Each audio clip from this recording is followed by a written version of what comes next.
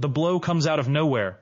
Guildmaster Iranx looks at Act Enge with pure disdain, coldly telling him that the guild has no use for someone as useless as him. Act is completely blindsided, desperately pleading and reminding the man of everything he's contributed to the guild. There's no room for negotiation. Iranx doubles down on his cruelty, ordering Act to pack his things and vanish from his sight immediately. Act is left frozen in shock, his world collapsing as he wonders what on earth he's supposed to do now. A heavy door slams shut with a deafening crash, cutting off any hope of a second chance. Iranx's voice echoes one last time, dismissing Act's plight as not my problem. Just like that, Act is cast out into the street, no longer a part of the only life he knew. Fast forward a few years to the city of Noetz in the kingdom of Geeter Nygard.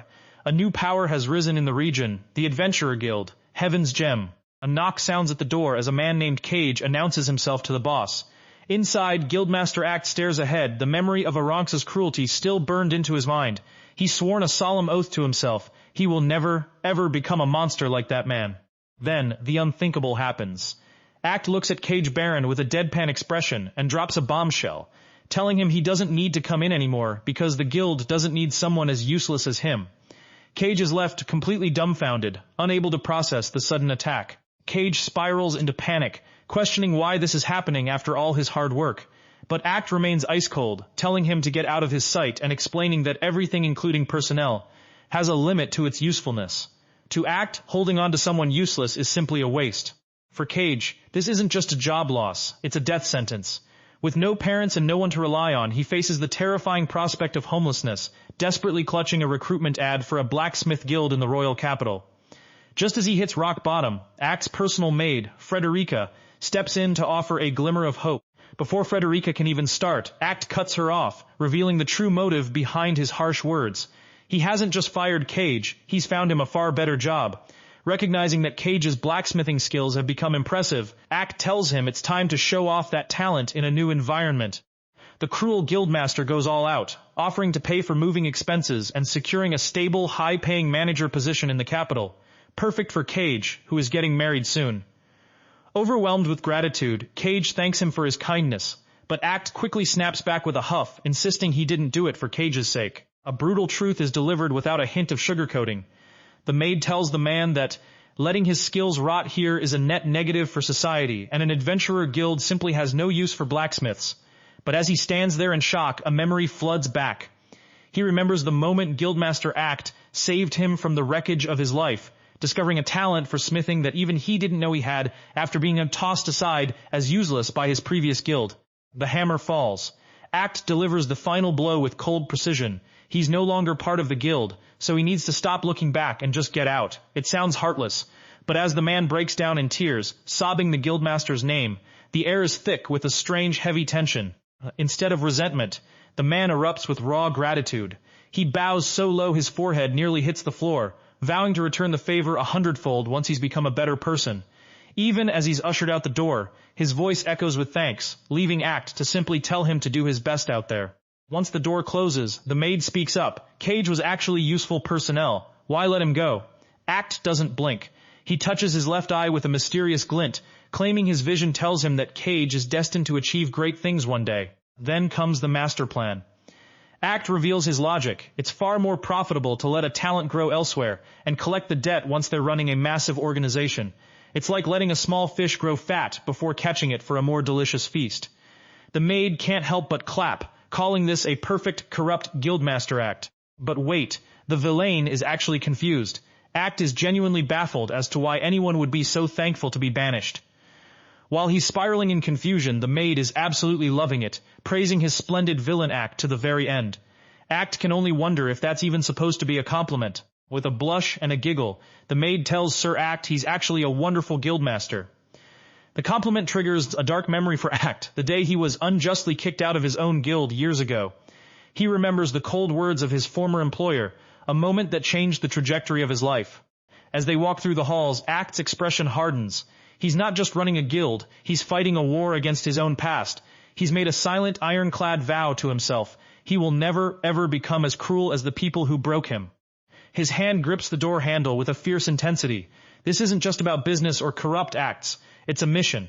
He refuses to let anyone else suffer the same betrayal he did, and that's exactly why he created this place. But, while Act focuses on his members, a much larger shadow looms over the western continent. In the human kingdom of Geeter Nygard, a national assembly is scrambling for a solution to a nightmare, the Demon Lord. As the leaders gather in fear, the threat is becoming exponentially more dangerous by the day. King Joseph of Geeter Nygard officially proposes a plan to the ministers, sending a man named Lawrence as the hero to subjugate the Demon Lord. While his advisors rave that Lawrence was practically born for the task, one man with glasses drops a bombshell. There is one major problem. The problem? Lawrence is actually too strong. The advisor explains that his power is so overwhelming that it's impossible to find anyone suitable to form a party with him. He's a one-man army, capable of taking down a dragon without breaking a sweat. With the kingdom's ancient protective barrier weakening, the pressure is on, but as Princess Alistella listens, the task of finding a teammate for a monster like Lawrence seems impossible. Princess Alistella urges her father to act before their defenses fail, but Crown Prince Edward suggests a wild card, asking a man named Act Enge for help. The mere mention of his name sends a ripple of shock through the room. Edward reveals that Act Enge is the one who discovered and trained Lawrence, making him the perfect person to find a compatible party. But as the advisor adds more detail, the image of a prodigy shifts. Apparently, he's also the most corrupt guildmaster in existence. The rumors are legendary. He can make entire guilds vanish overnight and tosses aside anyone he finds useless. Alistella is completely bewildered, wondering if someone that terrifying and corrupt could actually exist. Edward isn't buying the rumors, dismissing them as simple political jealousy. Seeing no other choice, the king puts the mission in Edward's hands, leaving the advisors flinching in apprehension. Not wanting to be a mere bystander while her people are at risk, Princess Alistella makes a bold request to her father. She wants to go with Edward. Her determination is absolute. This isn't about a royal whim, it's about the survival of her people, and she insists that she has a responsibility to ensure the matter is resolved. The king gives in to her earnestness, granting her permission. With a knowing smile, Edward agrees to take his sister along, leaving Alistella absolutely beaming with excitement. A royal decree ends the assembly with a heavy command. Everyone must now give their all for the sake of the country. Meanwhile, at the back area of the Heaven's Gem Guild, a quiet morning is interrupted. A sharp knock echoes through Act's bedroom, signaling the start of his day. Enter Frederica, the ever-attentive maid, greeting her master with breakfast ready. Act acknowledges her hard work as he settles in for his morning meal. A surprise treat appears. A cake from Lily, the head chef's daughter. Though he's not a fan of sweets, Act can't bring himself to waste the girl's hard work and decides to eat every bite. Frederica can't help but tease him, calling his gesture kind-hearted. Act plays dumb, but that only makes him more charming in her eyes. A sudden compliment about her beauty leaves Frederica completely flustered. But there's no time to linger. Act's schedule is packed to the brim, from guild documents to meetings with the mayor. Frederica suggests he take a break, but Act is a machine when it comes to work. He strides into the guild hall, leaving the members inside momentarily stunned by his arrival. The moment he enters, it's total chaos. The guild members swarm him with affection and greetings. Frederica fights to clear a path through the crowd, but one desperate girl pushes through, finally finding him. Without warning, a girl throws herself into Act's arms, sobbing uncontrollably. It's Yoko, a former subordinate and a genius who rose to become a court magician. What could possibly bring someone of her status back here in tears?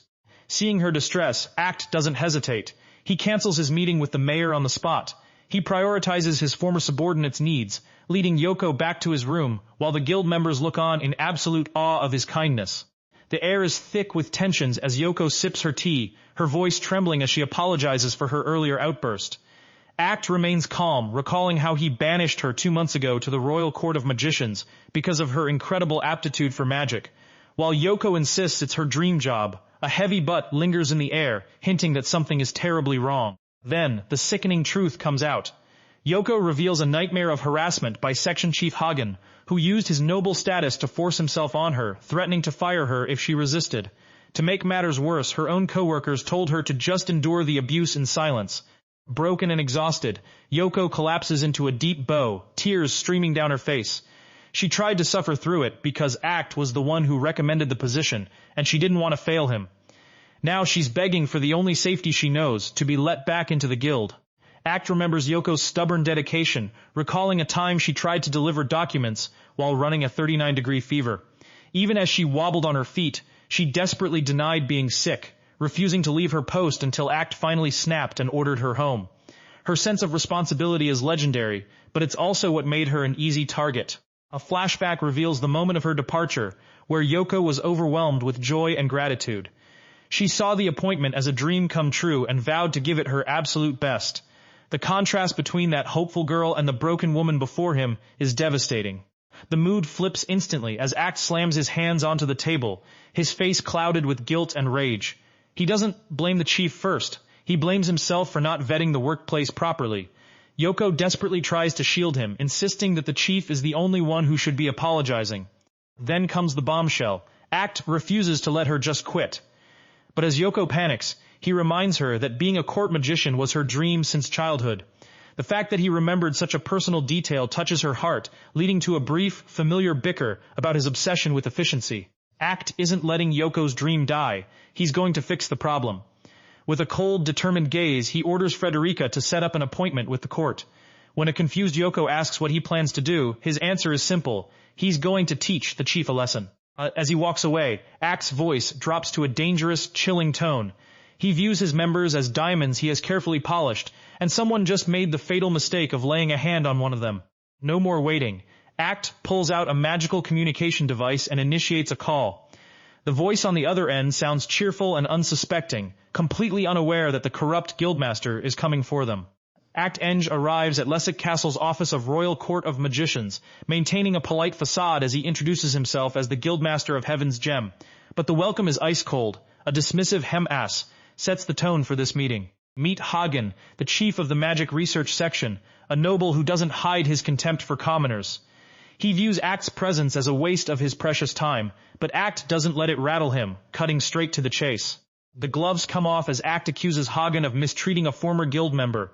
Hagen just smirks, demanding hard evidence for such a claim. When Act suddenly agrees that proof is impossible, Yoko is left completely bewildered. Is he actually giving up? Hagen tries to isolate Yoko, demanding a one-on-one, intimate conversation, while ordering the outsider to leave. But as Frederica whispers a reassuring message to Yoko to trust her master, Act's eyes sharpen. He's not looking for evidence, he's about to create it. Suddenly, a blinding flash erupts. Act reveals a shocking power, projecting a perfect image of Yoko, right in front of the stunned chief. The projection asks the very question Hagen wanted to ask the real Yoko, turning the tables in an instant. The projection isn't just a puppet, it's a playback of Hagen's own words. As the recording reveals his plan to use Yoko as a scapegoat for his own failures, Hagen snaps, screaming for it to stop. The realization hits him like a ton of bricks. Act possesses a magic eye. With the truth laid bare, Act asks if Hagen finally understands his position. He reveals the secret of his right eye, the ability to read the past hidden in the environment. Hagen's facade crumbles into a desperate laugh, knowing his status is on the line, but Act is already moving to secure the evidence. Cornered and desperate, Hagen snaps. He unleashes a lethal wind-edge attack, deciding that the only way to protect his reputation is to erase the evidence, and the man who found it. He's going for the kill. A violent slash tears through the air. The attack is sudden and devastating, but in the chaos of the impact, Act remains the center of the storm. In the blink of an eye, the hunter becomes the prey. Hagen is frozen in shock, a knife now pressed against him. He can't believe it. Act saw right through his chantless magic and neutralized the attack with nothing but a simple blade. Game over. One wrong move, and you're toast. A furious maid slams the man into the floor with bone-crushing force, her voice dripping with menace as she asks if he wants to be torn into pieces for trying to kill her master. But Act isn't just strong. He's seeing things no one else can. As the man reels in shock at a chantless attack, Act reveals the secret of his eyes. The right reads the hidden past of the environment, and the left sees the future and hidden potential. The man's brain practically shuts down as he realizes the truth. This isn't just magic. It's the legendary chronosight, the rare ability to perceive the past, present, and future all at once. Terrified and confused as to why a commoner possesses such a rare power, the man is suddenly offered a lifeline. Act plays it cool, telling him that if he apologizes to Yoko and promises to behave, he'll turn a blind eye to the evidence. The mighty nobleman instantly collapses into a desperate dogeza, slamming his head against the floor. He begs for mercy and admits to everything, but Yoko just looks on with a cold, unimpressed stare. Just when it seems the conflict is over, Act drops a hint that this is far from the end. With a sudden click of the door, he calls out a name that changes the entire mood of the room. Edward. The room freezes as a blonde youth steps inside. The nobleman's jaw drops in absolute terror. The newcomer is none other than His Highness Edward, the Crown Prince. Then comes the real shocker. The Crown Prince doesn't just enter, he bows deeply to Act, greeting him as an old friend. The nobleman is losing his mind. Why is the future king bowing to a mere commoner?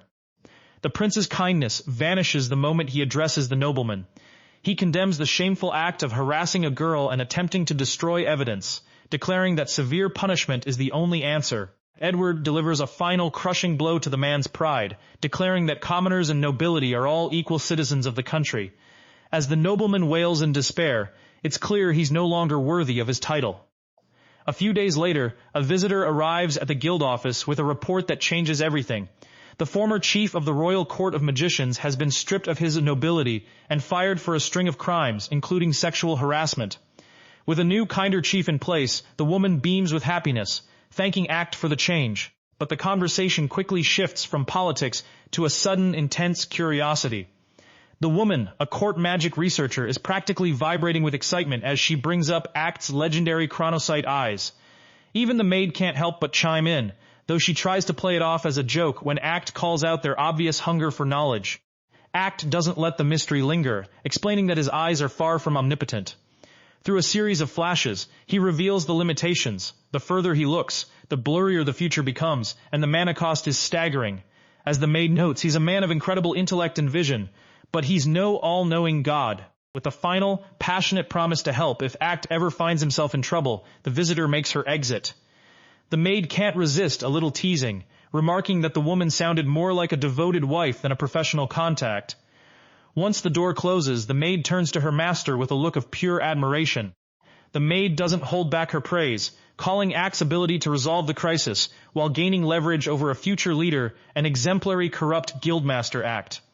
Act brushes it off as something anyone would do, leaving the maid genuinely puzzled as to why she's the one getting thanked for his brilliance. As Act gazes out the window, the maid's voice lingers in the air. To the world, he might be a tyrant, but to her, he is simply an outstanding corrupt guildmaster. Time skips forward to a meeting between Act and Crown Prince Edward of Geiter-Nygard. After clearing up some internal royal issues, Edward cuts to the chase with a personal favor. He wants Act to do the impossible. Nominate the perfect companions for the hero's party. Edward is curious how Act already knows that Lawrence is the hero, but Act quickly shuts down any theories about him peeking into the future. He admits that finding the right people won't be easy, especially since he refuses to invite fools who would only seek to exploit the hero's power. The request isn't just about talent, it's about politics. Edward explains that the royal ministers are terrified of someone they can't control taking the credit for the hero's success. To those power-hungry officials, Act is nothing more than a stray dog who refuses to wear their leash. Edward admits he has no patience for the old farts and their political games, but he knows Act is the only one who can operate outside the factions. In a desperate move, the Crown Prince bows low, pleading for Act to lend his power to secure the country's future. The air in the room turns ice cold as Act delivers a crushing blow. He declines. When asked why, his answer is a total bombshell. He simply isn't interested in the future of this country. Nearby, Alistella can only watch in sheer annoyance. That's the breaking point. Princess Alistella slams her hand down with a thunderous bam, her voice echoing with royal fury. How dare he refuse a royal decree? The tension spikes as the blonde man tries to calm her down, but the princess is far beyond listening. The argument escalates as Alistella insists the hero should find his own way, but the dark-haired man, Act, isn't having it. He drops a truth bomb that leaves her speechless.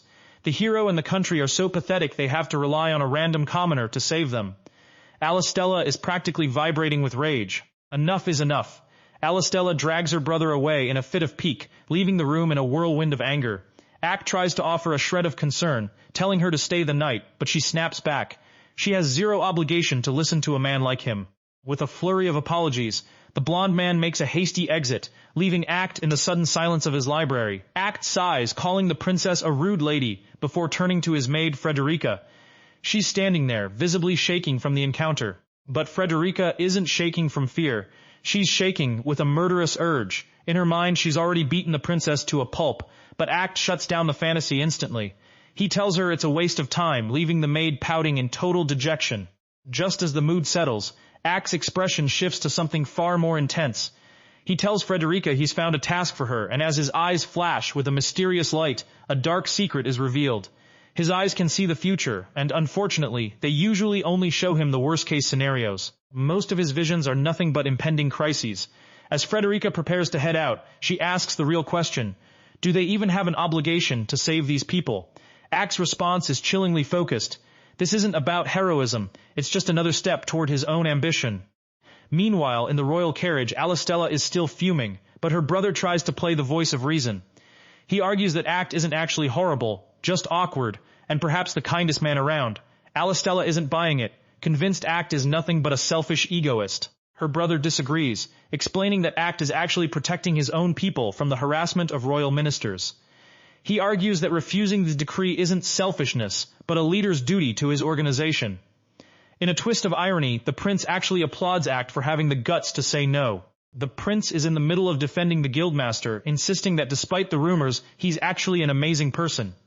But just as he promises his sister, Princess Alistella, whom he affectionately calls Alice, that she'll understand Act soon, a sudden ominous creak echoes through the air. The mood shifts instantly as Edward freezes, sensing that something is terribly wrong. Total chaos erupts in a heartbeat. A masked assassin flashes out of the shadows, blade drawn and ready to strike. The prince is caught completely off guard, and Alice can only stare in shock, unable to process the sudden violence. The intruder doesn't just want money, he knows exactly who they are, identifying them as the crown prince and princess. While Alice panics, calling him a burglar, the prince's protective instincts kick in. He screams for Alice to run, telling her not to worry about him as he faces the threat head-on. It's a brutal mismatch. With one crushing blow, the prince is sent flying, and before he can even recover, the assassin's boot slams down on his hand. He begs to know who hired the killer, but the response is a cold, dismissive, who knows. Desperate. The prince tries to shield Alice, pleading that she has nothing to do with this. The assassin just laughs it off, claiming he was hired by someone who simply finds the prince annoying. As the prince wonders if this is linked to the hero's party, Alice fights back with everything she has, screaming for the killer to let go of her brother. The situation turns sinister as the assassin grabs Alice, declaring he'll have some fun with her before ending their lives. The prince's face twists in pure rage and terror. He can't stand the thought of his sister being touched, and he lets out a desperate roar of defiance. Seizing a momentary opening, the prince manages to push the attacker away and urges Alice to flee toward the carriage. They think they've found a way out, but as they look back, the horror sinks in. They aren't just facing one killer. They are completely surrounded by a sea of hooded figures. Just when it seems they might escape, the assassin reappears inside the carriage, complaining about the little brat. Then, in a blur of motion, a blade slices through the air. A sharp, lethal strike catches the prince right across the face, leaving him stunned and bleeding. The nightmare reaches its peak as the assassin reveals. The blade was laced with a fast-acting poison. He mocks them, explaining that they had planned to kill both the prince and Act Enge tomorrow, but the prince's midnight stroll just saved them the trouble. Alice is left shattered, her world collapsing as she watches her brother fall. She clenches her fists in agony, the weight of the guilt crushing her. Through tears, she apologizes over and over, realizing too late that she ignored the one piece of advice that could have saved them. A nightmare unfolds deep in the forest at night. A masked man has captured a blonde princess, ignoring her desperate pleas for help as he revels in her terror. He tells her no one is coming to save her, making the situation feel utterly hopeless. The horror escalates as the man rips through her clothes, mocking her screams. He finds her cries cute, while the princess, paralyzed by fear, begins to believe that this is truly the end. Just as the masked man asks if she's given up, a cold, unfamiliar voice cuts through the air. "Who the hell are you?" The sudden interruption leaves the attacker stunned and the princess breathless. Enter the Guildmaster, Act, arriving with a calm demeanor that completely contrasts the chaos. While the princess scolds him through her tears for being a fool, the masked man recognizes him, and sees this as a golden opportunity to kill the Guildmaster himself. Enraged by Act's indifference, the masked man lunges forward with a blade. The princess screams for him to run, terrified that Act is walking straight into a death trap. In a blur of motion, Act dodges the lethal strike with impossible ease. The attacker is left reeling, unable to comprehend how someone could move that fast in the pitch-black forest. With one decisive blow, Act shuts the attacker down, leaving him gasping on the ground. Without a word, Act gently places his coat over the princess's shoulders, leaving the defeated man wondering who this monster actually is. But the rescue isn't over. Act reveals a shocking power, like time control. using it to freeze the poison in the body of the princess's brother Edward. The princess watches in awe as Act explains he's literally manipulated time to save her brother's life. As the princess breathes a sigh of relief, the remaining attackers try to bluff their way through, threatening to call for reinforcements. Act doesn't even blink, coldly informing them that their mission has already failed and they should surrender for their own sake. Reinforcements? Act asks with a tilt of his head. With a simple gesture, he summons a massive, ferocious wolf that tears into the attackers. The threats of the masked men instantly turn into screams of pure terror. Pure chaos erupts as hooded assassins are torn apart by a massive, howling white wolf. While the attackers scream in terror and desperation, Act stands by with a cold, satisfied smile. He reveals the whole thing was a trap, a calculated move to purge the capital of the scum hiding within its walls. The remaining assassins launch a desperate, all-out assault, but Act is nothing more than a blur. Before they can even register his movement, he's already among them, delivering crushing blows that leave them reeling. One attacker can only gasp in horror. He's simply too fast. This isn't just speed, it's localized time control. By using his magic eye to accelerate his own existence, Act turns the battlefield into a one-sided slaughter. He slams his enemies into the dirt with a force that defies the laws of physics. Panic sets in as the assassins realize they aren't fighting a man, but a monster. Every attempt to react is met with a devastating strike before they can even finish a thought. They're left wondering how anyone is supposed to fight against such an unimaginable power. With one final explosive burst of force, Act clears the field in a single shockwave. The assassins are sent flying like ragdolls, their spirits broken as they realize the sheer scale of the monster they've provoked. Silence falls over the clearing, leaving only the sight of defeated bodies scattered across the ground. The princess can only stare in stunned, wide-eyed silence, her mind struggling to process the absolute dominance Act just displayed.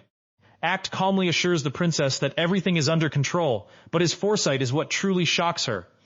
As the Royal Court of Healers' carriage screeches to a halt to treat her poisoned brother, she realizes Act didn't just stop the attack. He anticipated every single detail. The emotional whiplash is too much to bear. Between the terror of the assassination attempt and the shock of Act's intervention, the princess's strength finally gives out.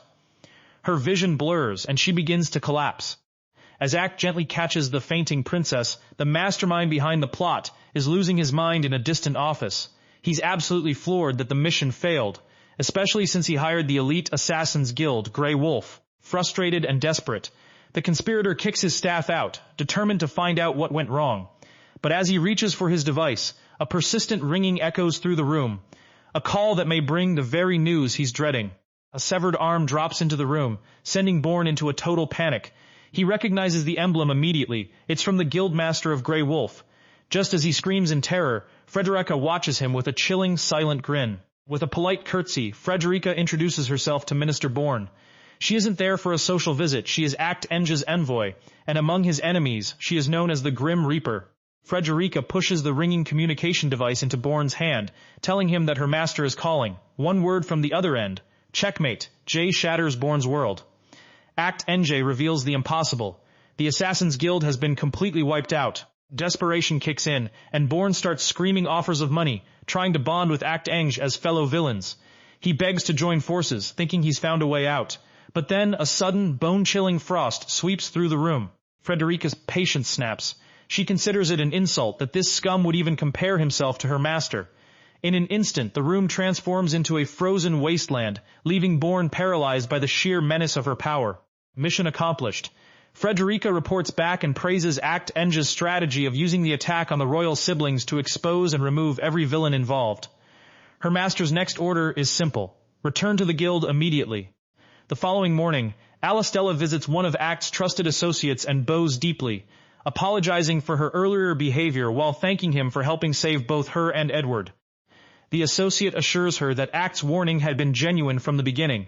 He also explains the aftermath. Grey Wolf has been annihilated, and Minister Bourne has confessed to every crime connected to the assassination plot.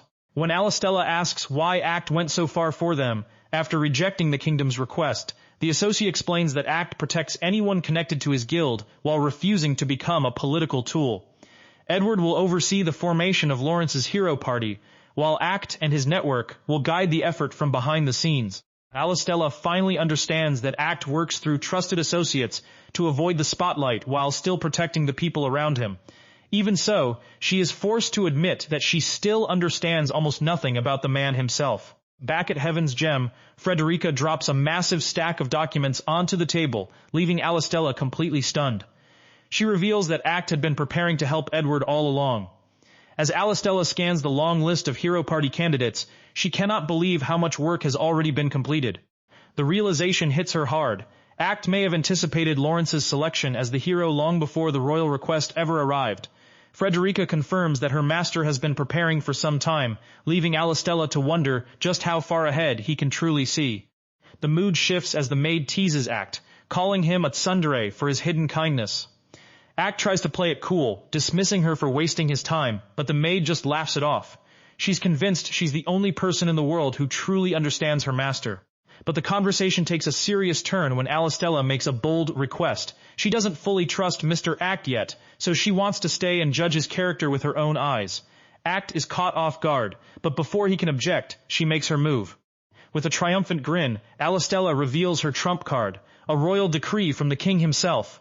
The document officially appoints her as an aide to Heaven's Gem, leaving the maid so outraged she threatens to freeze the entire royal castle.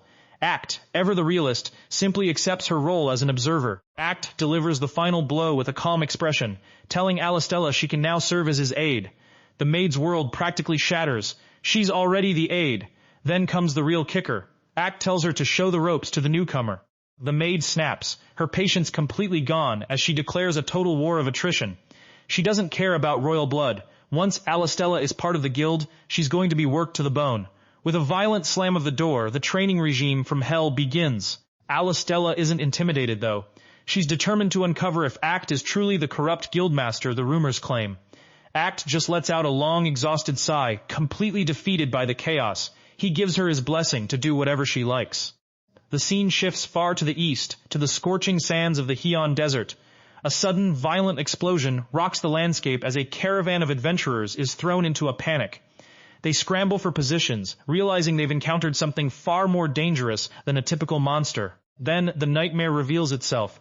A colossal behemoth erupts from the earth with a deafening roar. The adventurers stand frozen in terror, dwarfed by the sheer size of the beast. This isn't just a fight. It's a slaughter waiting to happen. The air turns heavy as a massive beast prepares its final, devastating breath. Panic sets in. This looks like the end. But just as hope fades, a voice cuts through the terror. It's way too early to give up. Suddenly, a blur of steel crashes through the chaos. A massive greatsword swings with bone-shattering force, triggering an explosion that rocks the entire area. In a single, blinding strike, the monster is obliterated. As the dust settles, a man stands there completely unfazed, letting out a casual sigh like he just finished a light stroll. Meet Lawrence, the legendary hero of the Dawn. He's humble, sure, but there's a catch. His former party members actually quit, because they simply couldn't keep up with his insane power. The sheer gap in strength is terrifying, but Lawrence isn't worried. He's got a secret weapon. The person he trusts most is already hunting for new members to fill his ranks. Cut to early morning at Act's mansion, where the peace is already shattered. Act walks into a dining room that's basically a war zone of jealousy, with Frederica and a young girl fighting over who has the deeper bond with him. The tension peaks when the princess asks the forbidden question, are they in a romantic relationship? Frederica denies it instantly, but the moment Act appears, she pivots hard, trying to claim she's his only wife. Act shuts it down with a single cold truth. She's just a servant. While Frederica spirals from the shock, the head chef Hez arrives to serve the master with a calm, professional grace. Breakfast is served, but the teasing doesn't stop. Hez decides to poke fun at the friendship between Frederica and the princess, prompting the royal girl to demand the respect her title deserves. While Frederica insists her only loyalty is to Act, he notices something strange. She forgot to wake him up today. As he wonders if the two girls are actually a good match, Hez delivers one final blow. Act has absolutely no clue how a woman's heart works. A simple gift turns into a total disaster. Alistella, now casually addressed as Alice inside the guild, is absolutely reeling after finding out that Act gave another girl a hair clip, and the explanation that it was merely a magic tool for a princess in hiding does nothing to ease her jealousy. Determined not to be left out, A pouting Alice demands to know if there's a gift for her too. But as they enter the guild, the mood shifts instantly when a crowd of friendly faces greets them with wide-eyed curiosity about the new girl. Act introduces Alice as his new apprentice with a gentle pat on the head, sending the other girls into a frenzy of cute overload. But the real shock comes when Alice learns the guild actually gives its members 2 days off a week. A concept that sounds almost too good to be true. Welcome to Heaven's Gem, where the perks are absolutely insane. From a 5-day work week and provided living expenses to a strict no overnight quests rule to prevent sleepy failures, this place is basically a paradise for adventurers. The maid sees a golden opportunity to use Alice's shock as a PR campaign to spread the word about Act's kindness. Alice isn't buying it, convinced the whole thing is a ruse, until Act shuts down the chatter to get back to work. Despite his grumpy exterior and constant frowning, Alice can't help but realize that Act is actually a very kind person. Of course, the moment is ruined when the maid starts teasing her for being lustful, leaving Alice completely flustered. The morning rush begins, and it's clear the members genuinely adore their leader. From the eye-patch warrior to the bunny-eared scout, everyone stops by to say hi, while Act meticulously manages their quests and reminds them to take breaks. The maid is practically glowing, bragging that Act is the most popular man in the guild. She even claims to be his love slave, but Act shuts her down with a cold, hard reminder, "You're my maid." Alice is genuinely impressed by Act's ability to assign tasks based on individual aptitude, a skill she realizes is incredibly rare. But then, Act drops a bombshell. Despite the amazing environment, many members eventually leave the guild. Seeing Alice's confusion, Act decides it's the perfect timing to show her exactly who he is. Just as the tension peaks, a knock at the door interrupts them. Someone named Chemis has arrived. Alice looks at Chemis with pity, seeing him as nothing more than a child burdened by some tragic fate. But the mood shifts instantly when Chemis walks into Act's office. Without a hint of hesitation, the Guildmaster drops a bombshell. "You're fired. Leave this guild." Just like that, the room freezes in total shock. Alice snaps, practically tackling Chemis in a protective hug while screaming at Mr. Act for banishing a child without any warning.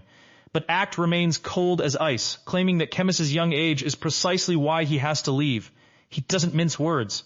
Chemis is physically too weak for the brutal life of an adventurer. Even Chemis tries to accept the decision calmly, but the tension in the office is suffocating. While Chemis quietly accepts his fate, feeling useless yet grateful for the time he spent at Heaven's Gem, Alice is still reeling from Act's apparent cruelty. But then Act does something completely unexpected. He slides a clipboard across the desk with a simple, "Here." It isn't merely a dismissal notice. It's information about a new workplace. Chemis is left blinking in utter confusion. The twist is that Act hasn't simply fired Chemis. He has secured a position for him at the prestigious Alchemist Guild in the royal capital. Act admits that while Chemis is physically unsuited to dangerous adventurer work, his alchemy skills are already exceptional. Act tries to dismiss the arrangement as a practical business decision, but then adds one final detail. Heaven's Gem will pay all of Chemis's moving expenses. Chemis is completely overwhelmed by the kindness hidden behind Act's cold expression. As Chemis dashes off to begin his new life, Alice is left wondering what on earth just happened. Act brushes the entire matter off as simple business, removing personnel who are no longer useful to an adventurer guild. But Alice knows that explanation makes no sense. No genuinely corrupt boss would find someone a better job and pay all of his moving expenses. When Act claims that everything is merely part of his ambition, Alice is left questioning what that ambition actually is. Alice tries to piece everything together, wondering whether Act is secretly selecting candidates for the hero's party. Act immediately shuts down her theory with a blunt, "Of course not," before demanding that the next member be sent into the office. By the end of the day, 5 people have been banished. As Act leaves the office under the moonlight, he casually remarks that the number was slightly higher than usual. Alice warns Act that his reputation will only become worse if he continues banishing so many members. But as she remembers what he did for Chemis and the others, her expression suddenly changes. She realizes that every banishment was carefully planned for the member's future, and declares that Act is actually an incredibly thoughtful and kind person. Before he can process her praise, Frederica joins Alice in clinging to him, passionately insisting that her master is far superior to any ordinary guildmaster. After giving the 2 girls a quick bonk on the head to get them moving, Act leads Alice and Frederica into the guild's dining hall. The atmosphere is electric, filled with members eagerly chatting and inviting them to join. Alice is stunned. She expected a guild ruled through fear, but instead she discovers a warm community, whose members genuinely adore their leader. The realization hits Alice hard. Act isn't the heartless tyrant described in the rumors. He's incredibly popular among his own members. They don't see him as a corrupt leader. They see him as the best guildmaster they could ever ask for. While the guild members continue celebrating, Act is already back at his desk, working late into the night as the owls hoot outside. The quiet is broken by a knock as Frederica arrives with a warm drink. Act points out that he never asked for it, but his maid is already one step ahead, insisting that it is her duty to understand her master's needs before he even speaks. As Frederica blushes, she asks about the real reason for his overtime, the special quest he received from the kingdom. Act is searching for a party member capable of keeping up with Lawrence, the legendary hero of the dawn, a man powerful enough to destroy a behemoth with a single strike. He assigns Frederica to investigate the candidates, and although she is confident that she can complete the task, she warns him that one of the strongest prospects has serious personality issues. A sudden, soft tension fills the air as the maid blushes, her eyes full of admiration. She believes that whenever Act's eyes shine golden, victory is inevitable. Act tries to play it down as ordinary, but the maid's unwavering confidence only makes the moment sweeter. The intimacy deepens as the maid slips her arms around Act from behind, leaning in close. Her voice drops to a tender whisper, reminding him that while he's always focused on his accomplishments, he needs to start taking care of his own body too. The romantic mood is instantly shattered by Act's bluntness, leaving the maid in a state of total emotional collapse. But the tears don't last long. She quickly pivots to a new plan, insistently urging her master to lie down on the bed for a special back massage. Act's reluctant agreement only adds to the awkward, playful energy. Far away on the Thomas Plains, the atmosphere is far less cozy. A group of adventurers is paralyzed with fear as they realize they're facing a horde of 100 orcs, double what the quest promised. While one terrified man tries to make a run for it, a cold voice cuts through his panic, calling him absolutely pathetic. Wait. The coward just flipped the script. In a sudden explosion of power, the man who wanted to flee begins tossing orcs around like they're made of paper. The other adventurers can only watch in shock, wondering just what kind of monster is hiding under that hoodie. Just as the chaos peaks, a new figure leaps into the fray with an ego to match her skill. Introducing herself as Olgar the Genius, she declares that she has arrived to save the day with her magnificent spear attacks. Back at Heaven's Gem, a beaming Lawrence arrives with an energy that lights up the room. Alice is completely starstruck, her brain practically shutting down at the sight of the hero of the dawn in the flesh. The two old friends reunite, though Act seems more focused on the current state of things. Despite his fame, Lawrence is surprisingly humble, admitting he's nowhere near the strongest when compared to Act. As they settle into the lounge, Alice introduces herself as Act's aide, while Act notes the curious absence of Frederica. Lawrence is in high spirits, playfully entrusting Act's care to Alice before asking if he can finally meet the new party members. Just as Act confirms that someone should be arriving any second, the sound of approaching footsteps signals that the genius's spearwoman has finally reached the guild. Enter Olgar, the spearwoman of Heaven's Gem, making a grand entrance with an air of absolute confidence. She greets the Guildmaster, who apologizes for the summons, but Olgar isn't making it easy, reminding him just how busy she is. Then her sharp gaze shifts to the man beside him, the hero of the dawn, Lawrence. Olgar doesn't hold back, introducing herself as the unparalleled spearwoman, with a level of arrogance that leaves the onlookers stunned. Lawrence, however, takes it in stride with a sunny, oblivious greeting. When Olgar asks why the hero is even here, the Guildmaster reveals that Lawrence is on the hunt for someone strong. The solution is simple. Olgar decides she's the perfect fit. With a bold declaration, she offers to become Lawrence's companion, a proposal the hero accepts with genuine gratitude. The two hit it off instantly, their explosive energy filling the room while the blonde girl looks on in stunned silence. Just as the deal seems sealed, the Guildmaster drops a bombshell. With a cold, flat tone, he tells Olgar not to bother, claiming she's simply not fit to be the hero's companion. The room goes ice cold as Olgar's smile vanishes in total shock. Outraged, Olgar demands to know what right the Guildmaster has to judge her, only to be met with a single crushing word: plenty. Pushed to the edge, Olgar makes a desperate gamble. She threatens to quit the guild entirely just to secure her spot by the hero's side. To Olgar's surprise, the Guildmaster doesn't fight it, he just lets her go.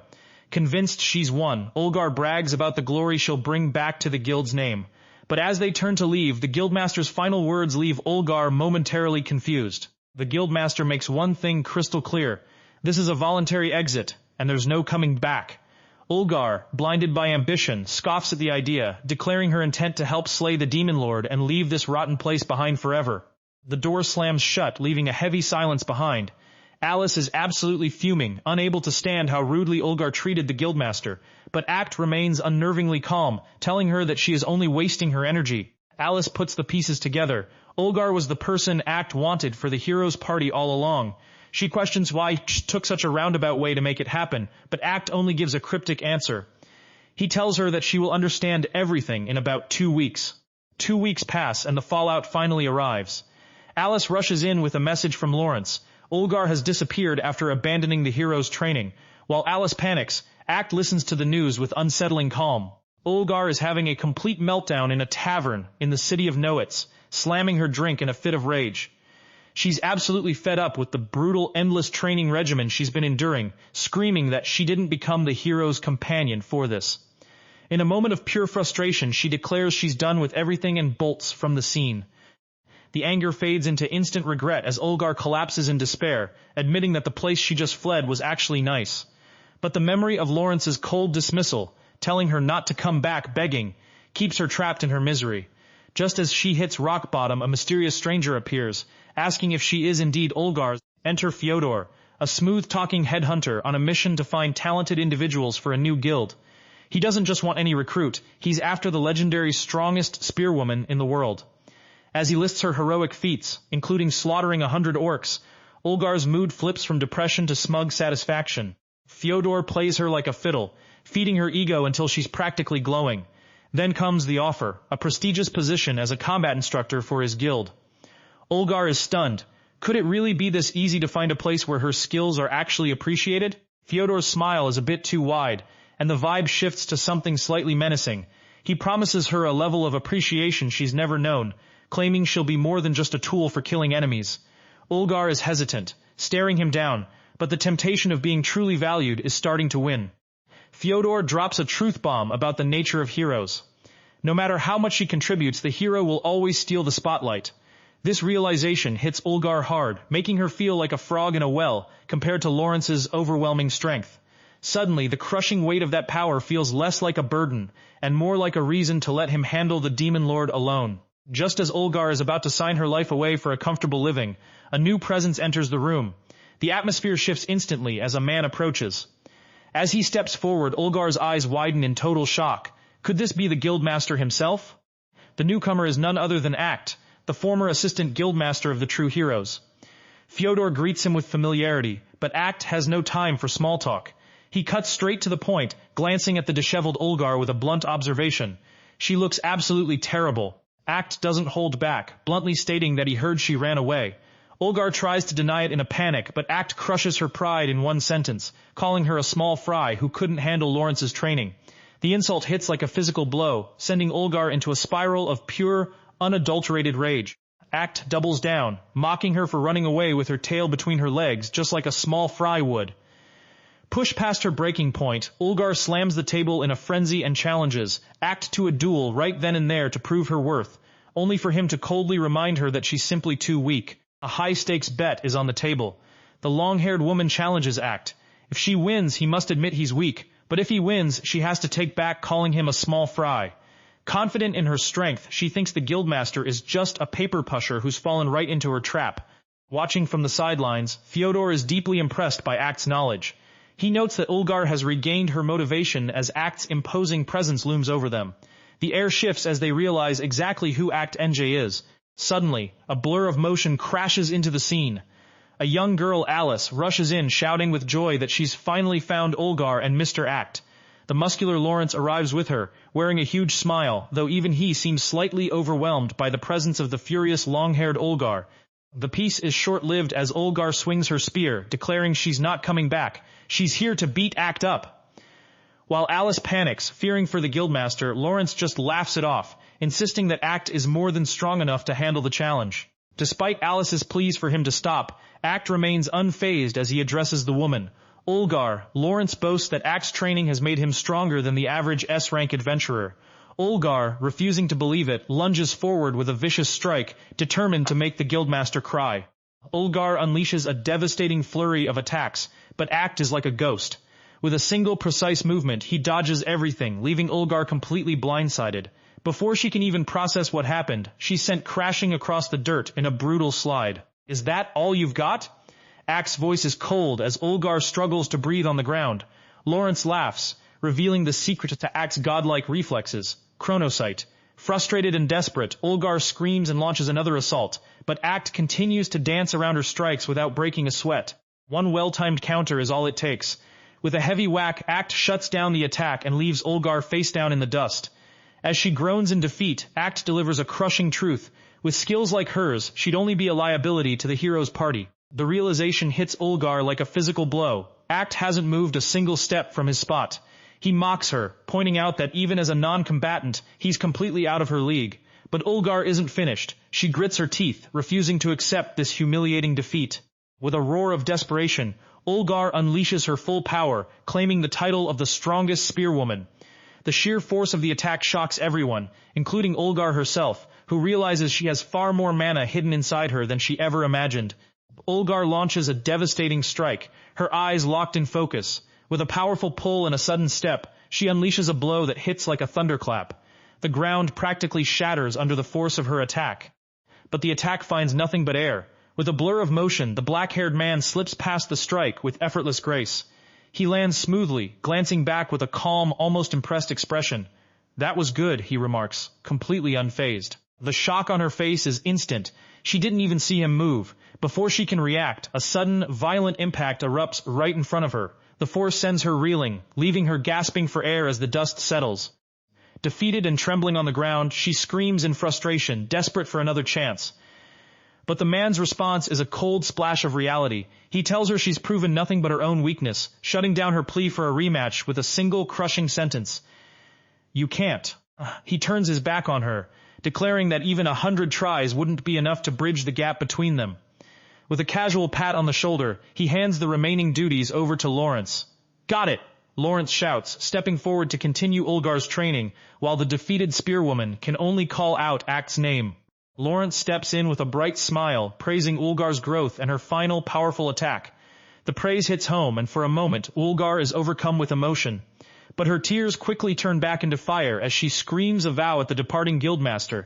One day, she'll be the one beating him to a pulp. Fast forward a bit, and the piece of Heaven's gem is shattered when Alice bursts through the door, waving a newspaper with wild excitement. She reveals the headline: Lawrence's party has crushed a group of devils, with Ulgar stealing the spotlight by taking down the enemy general. Act sips his tea, completely unfazed by the news, while Alice looks at him with sparkling eyes. She is convinced that his harsh duel with Ulgar was a secret act of kindness meant to motivate her. When Act says that Alice is overthinking it, she blushes and admits that she loves that side of him, leaving Frederica standing nearby in absolute shock. The realization of what she just admitted hits her like a freight train.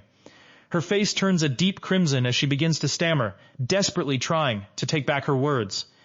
In a total panic, she blurts out a clumsy apology and bolts from the room, slamming the door behind her in a whirlwind of embarrassment. Left in the wake of the chaos, Frederica is left pouting, determined not to let her guard down against the competition. But Act's focus is elsewhere, calmly reminding her to hide her ears and tail from others. As she sighs, calling him too dense to understand a lady's heart, he just looks at her, completely clueless as to why she's so annoyed. The maid's affection is as overwhelming as her loyalty. She hugs Act from behind, claiming his perceived hostility was actually a secret kindness to help others grow. Act just sighs. He's not nearly as deep as she thinks. She doesn't let go, tightening the hug until he's practically choking. With a look of absolute devotion, she vows to stay by his side until the very end, even if the whole world turns against him. Act gives in with a passive do-as-you-like, but the moment is shattered. Outside the window, a mysterious woman with glasses is watching them, her gaze cold and calculating. This observer knows the truth. Act Enge is the reason the hero's party grew so strong. But as she looks on, a flicker of surprise hits her. Someone she thought was gone is actually alive. A dark memory surfaces. The woman recalls throwing a girl into the depths of an abyss to protect her plans. She's convinced she was right, but now she'll simply wait and see how this plays out. From the rooftop, she keeps her distance, a silent predator, watching the intimate scene through the glass. The atmosphere shifts from sweet to sinister in an instant. Morning arrives, and Act's day starts with the usual routine, until a whirlwind of energy crashes into him. a woman with long curly hair screams Guildmaster and tackles him in a massive hug. Meet Roselia, the strongest frontliner of Heaven's Gem, and she is obsessed. While she wails about how lonely she was without him, the maid is absolutely losing it, trying to pry her off. Roselia barely acknowledges the fuming maid, focusing all her love on Act. Oblivious to the romantic war starting around him, Act simply mentions he has a new member to introduce. With a simple order for tea, Act sends the dejected maid away, leaving him alone with the teasing Roselia. As they head to the office, Act is left wondering why the maid is suddenly so moody. The tension hits a boiling point when Roselia makes a move that's anything but subtle, asking the Guildmaster if he wants her in his bed. But he shuts her down with a cold no, warning her that such offers only lower her value as a woman. Even after a flat rejection, she's not giving up, offering her body once more, only for him to tell her to come back if she ever changes her mind. Enough with the games. The Guildmaster cuts through the flirting to get straight to the point. When Roselia asks what happens if she leaves for another guild, he drops a bombshell that freezes her in her tracks. Roselia, I'm banishing you. The shock is instant, leaving her completely speechless. Just as the banishment sinks in, the room explodes. Misery the fairy crashes in, absolutely livid at the Guildmaster's audacity. She's not having it, screaming that he's absurd for deceiving her master and now trying to kick Roselia out. The Guildmaster's only reaction? A confused, what's with the fairy? While the Guildmaster calmly explains how he saved Misery from a fire dragon and gave her a home, she's not in the mood for a trip down memory lane. She demands he stop ignoring her, punctuating her frustration with a massive blast that catches him completely off guard. Misery goes on the offensive, launching a full-scale assault on the feeble and arrogant Guildmaster. She's determined to beat some sense into him, but he's playing a different game entirely. Instead of fighting back, he simply acknowledges her magic talent and gives her the one thing she didn't expect, an invitation to join his guild. The sudden offer sends Misery into an emotional tailspin. 1 second she's claiming she did everything for his sake, and the next she's screaming that she hates him. It's total emotional whiplash, while the Guildmaster just watches the chaos with a simple, unimpressed, With the dust settled, Roselia apologizes, admitting that the Guildmaster actually managed to find some useful personnel in Misery. He's unfazed, stating that personality isn't a hiring requirement. But just as things calm down, a maid arrives with tea and overhears the word banishing. And suddenly, the idea of kicking Roselia out sounds like a splendid plan. Cut to the Scylla Labyrinth, where Roselia's party is on a treasure hunt. While Misery is still venting about how much the Guildmaster pisses her off, the rest of the team, Henri the Thief, Ride the Magician, and Bridge the Warrior, are all singing his praises. To them, the Guildmaster isn't a tyrant. He's a cool, omniscient, and genuinely kind leader. As Roselia's party navigates the depths of the labyrinth, Misery reflects on how close they all came to being banished. Her attention suddenly shifts when she notices something the others have missed. While the rest of the party sees nothing but a blank wall, Misery's sharp senses reveal a hidden passageway. Before anyone can even check for traps, Roselia takes the ultimate shortcut, jumping straight through the wall. Henri completely loses it, screaming that the wall might conceal a dangerous trap, and that Roselia is practically courting death. Even the rest of the party is surprised that Misery managed to discover such a well-hidden passage. Misery is absolutely certain there are no traps, using her wind magic to clear the way. But Roselia isn't buying it, warning her about the dangers of teleportation. Just as the tension peaks, Misery spots something glittering, a treasure chest. All thanks to me. Misery brags, practically glowing with pride as she reaches for the loot. But the moment she touches it, the treasure doesn't just sit there. It melts. The air shifts, and a sudden sound signals that something has gone horribly wrong. Panic erupts as a massive teleportation circle flares to life beneath them. Roselia recognizes the magic instantly, but Misery is in total denial. She was sure there were no traps here. Before they can even react, the world vanishes in a flash of light. They slam down into a cold, ornate hall, dazed and confused. While they try to make sense of their new surroundings, the relief of being in one piece is short-lived. Suddenly, the room erupts in chaos as explosions tear through the architecture. Incoming. Roselia screams, her instincts kicking in as she orders everyone into combat positions.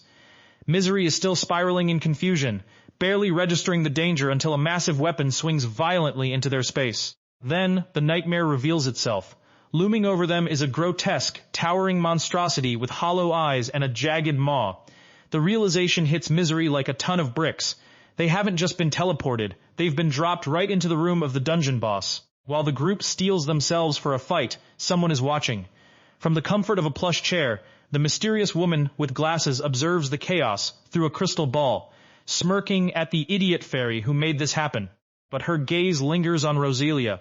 She sees more than just a fighter. She sees the potential of a hero. To her, that potential is nothing more than a nuisance, an obstacle that needs to be permanently removed from the board. Back at the Heaven's Gem Guild, a peaceful afternoon is shattered when a wind clone of misery suddenly appears in a violent burst of magic. Her face is twisted in desperation as she cries, "Please, save my master! Roselia is in danger!" The guild members are stunned as Misery confesses her blunder. She accidentally teleported the whole party straight to the dungeon boss. The room goes silent as the gravity sinks in. Taking down a boss usually requires 30 people, and they are completely trapped. Act delivers the harsh truth. No one can leave a dungeon boss room until the boss has been defeated. He then explains that the Misery standing before them is only a wind clone, while her real body remains trapped underground with Roselia and the others. The realization hits Misery hard.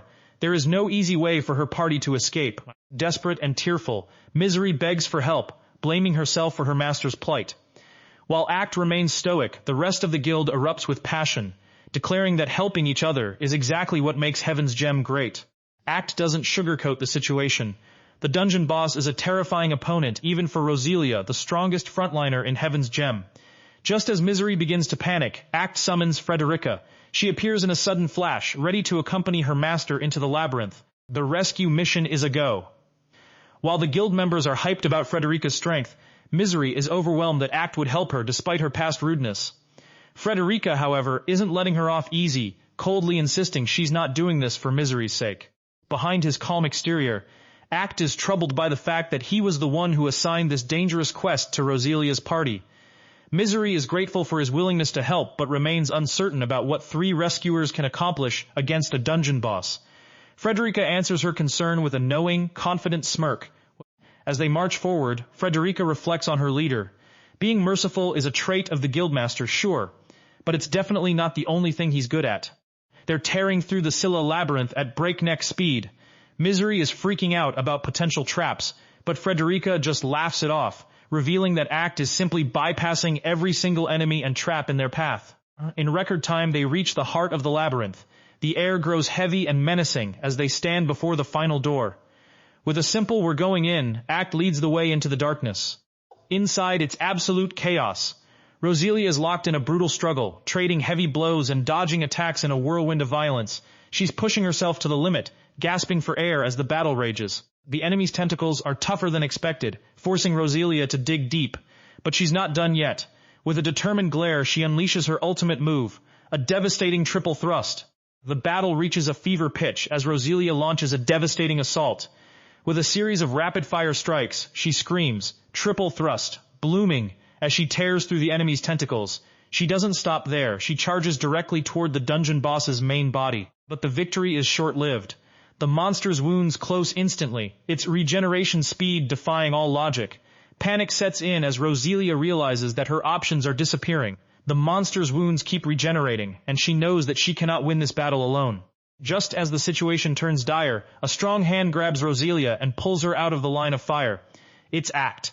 Roselia stares at the Guildmaster in breathless relief, while Frederica immediately obeys his order to tend to the wounded members of Roselia's party. Suddenly, Act's massive white wolf companion leaps into the fray and clamps its jaws around one of the monster's tentacles.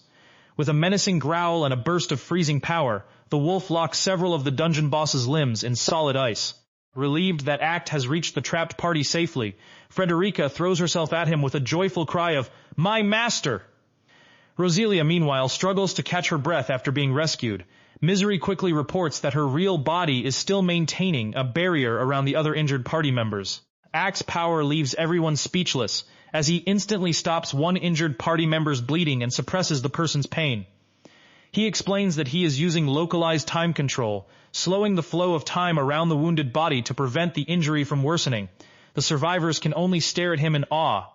After gently patting Misery on the head, Act orders the injured party members to stay back. When they protest, he bluntly reminds them that they have only narrowly escaped death, and that rescuing them again would be troublesome. He orders Misery to maintain the protective barrier, while Act, Roselia, and Frederica prepare to finish the dungeon boss. Act's white wolf companion warns the group about the monster's endless swarm of regenerating tentacles. But Act has already analyzed the threat. When Roselia asks whether the three of them can generate enough power to overcome its regeneration, he simply answers with a confident, "Not a problem." Act, Roselia, and Frederica stand together while the massive white wolf towers behind them. The rescue team looks absolutely unstoppable as Act gives Frederica and Roselia the final order. It is time to finish the dungeon boss. The white wolf lets out a thunderous roar. A wave of freezing power spreads across the battlefield, locking the monster's tentacles in place and leaving its main body exposed. For the first time since the battle began, the dungeon boss is completely vulnerable. Just as the monster regenerates its tentacles, a sudden dash breaks the tension. The Guildmaster charges straight into the fray, leaving his allies in a state of pure panic. "What are you doing? You'll die!" they scream, but he doesn't stop. With perfectly timed attacks from Roselia and Frederica, the tide of battle finally turns. Roselia realizes that they have successfully broken through the monster's regeneration. As Act prepares to deliver the final blow, he calmly remarks that the creature has made a terrible mess of the labyrinth. But the fight isn't over yet.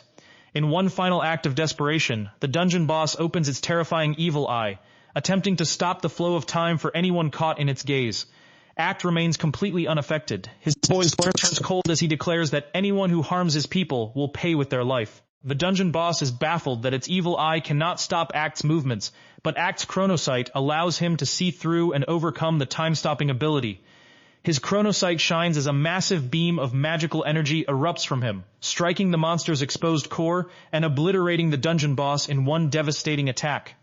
The monster is completely erased, leaving Roselia, Frederica, and Misery speechless. Misery can only stare at Act in awe, finally understanding why Roselia and the other members of Heaven's Gem trust their Guildmaster so completely. Standing amidst the ruins, the Guildmaster looks every bit the legend. The girls are left reeling, finally connecting the dots. This man is the legendary leader of Heaven's Gem. Before they can even process it, he's already moving again with blinding speed. After the chaos, it's time for a little R&R.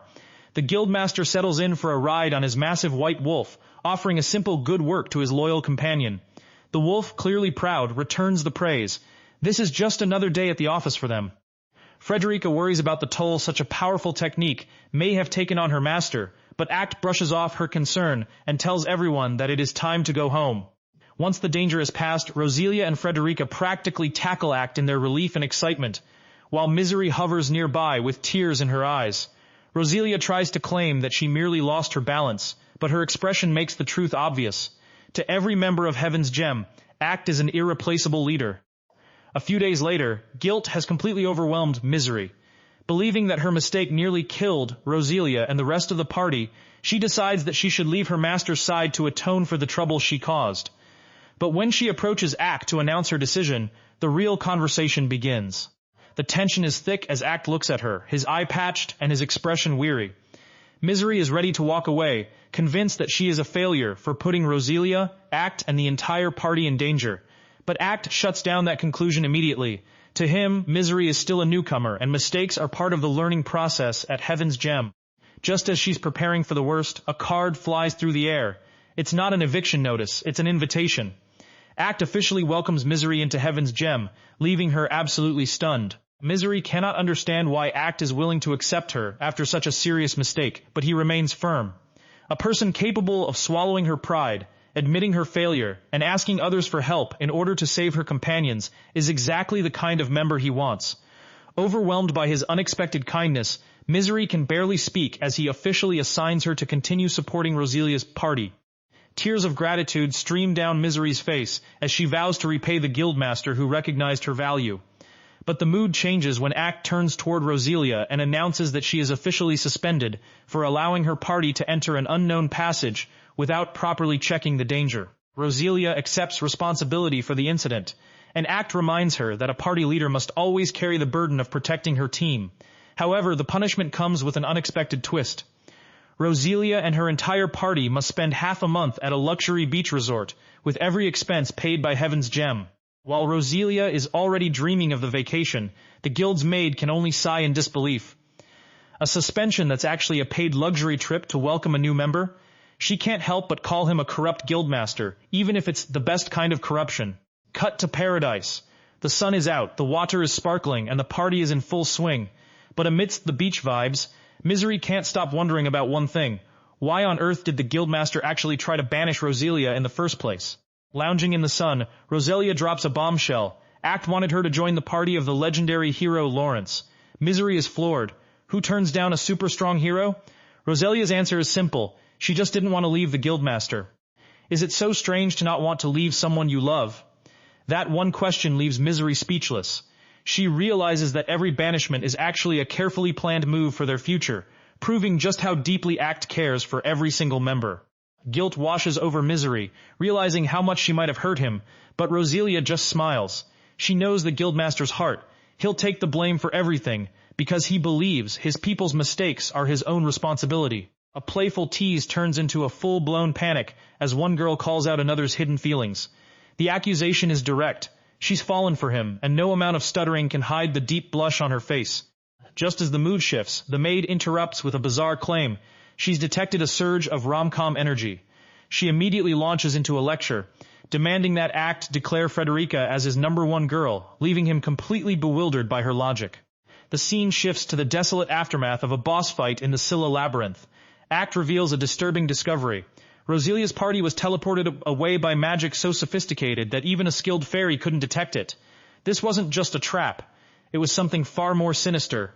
The mystery deepens as Frederica realizes the sheer scale of the magic used. To cast such a spell from a distance that evades even chronosight is beyond human capability. The realization hits her like a bolt of lightning. This is simply impossible. A cold fury takes over. Act's fist trembles, gripping so hard that his skin begins to bleed. He doesn't know who the culprit is yet, but one thing is certain. Someone tried to kill his valuable guild members, and he will not let it slide. Frederica steps in to soothe his rage, gently reminding him that he's hurting his own hand. As Act forces himself to take a deep breath and calm down, he admits the truth. They've been played, and the enemy got them good. The mask of the Guildmaster hardens into a vow of vengeance. With a bandage over his eye and a gaze of pure steel, Act swears that he will pay them back someday, no matter what. The scene cuts to a harsh confrontation at the guild. Act is cold and uncompromising, cutting off Camilla, the receptionist, without a hint of mercy. Pack your stuff and leave. The words are final, leaving a witnessing colleague in total shock. The tension breaks in the most unexpected way. When the witness asks what Camilla possibly did wrong to be fired, Act's answer is absurdly simple. Her son has a fever. The crime is nothing more than a family emergency. The firing was actually a ruse to force Camilla to take time off and care for her child. Overwhelmed with gratitude, Camilla dashes away to her son, leaving the witness to realize that the tyrant Guildmaster is actually the kindest man in the room. The Guildmaster plays it cool, claiming he banished a member simply to stop a fever from spreading to the rest of the group. But as he turns away, a certain girl's mischievous giggle suggests there's far more to this expulsion than he's letting on. The atmosphere in the office turns ice cold as Act delivers a blunt order, leave the guild. Despite the man's desperate pleas to stay, the door slams shut with a finality that leaves Alice completely bewildered as she peeks in to ask what on earth just happened. Alice is horrified, but Act reveals the truth over a calm sip of tea. He didn't banish the man out of cruelty. He forced him into a merchant guild with shorter hours and a location closer to his collapsed mother. Act's logic is ruthless, but his motive is pure kindness. Act is genuinely baffled that the man didn't see the benefit immediately, but the result is instant. Instead of despair, the banished member is absolutely thrilled, screaming his gratitude to the heavens for the cruel Guildmaster's help. With a joyful sprint, the man dashes away, promising to return once his parents have recovered. Act simply watches him go from the window, letting out a small, satisfied huff. Alice is in total awe of Act's hidden compassion, though she can't help but wonder why the banished man was so confused. But as evening falls, a new voice calls out, signaling that the peace is about to be shattered. Bam! A girl crashes into the office in a whirlwind of tears, wailing that working sucks and she wants to quit. Act doesn't even blink. He just holds up her resignation letter and gives a flat, unwavering no. The girl is a complete wreck, claiming she's reached her absolute limit. But then Act drops a bombshell that makes Alice's brain practically shut down. This sobbing mess is actually the Guildmaster of a magic tool research guild. Meet Rita, the eccentric halfling Guildmaster of the colorful Star Guild. She flips from a crying mess to a confident, mischievous leader in a heartbeat, greeting a stunned Alice with a playful grin and a handshake. The twist? Rita absolutely hates being the boss and can't stand the pressure of leadership. Now she's clinging to Act and pleading with everything she has. Pretty please, with a cherry on top, to let her quit her own guild and come back to work for him. Rita insists that she has hit a wall and can no longer handle the pressure of being a guildmaster after 3 years. Act isn't buying it, reminding her that Colorful Star's success is proof of her talent, not just luck. Then the mood shifts as Act gives Rita a gentle pat on the head, encouraging her to strive for even greater heights. Act doubles down, guaranteeing Rita's potential as both a researcher and a leader. The praise hits Rita hard, leaving her blushing and completely defeated by his confidence in her. She reluctantly agrees to return to work, though Act doesn't let up, telling her to stop loitering and start making more magic tools. One last bit of praise from Act sends Rita into a frenzy of excitement. She bolts out of the room, determined to create a new product, just to hear those words from him again. Left in the sudden silence, Frederica can only sigh at the predictable chaos Act inspires in everyone around him.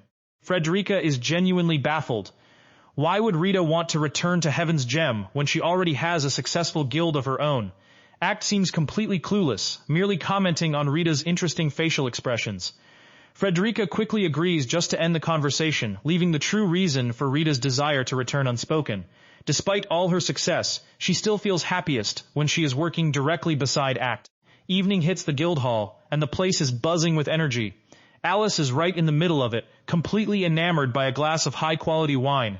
She's never tasted anything like it, and the mood is purely celebratory.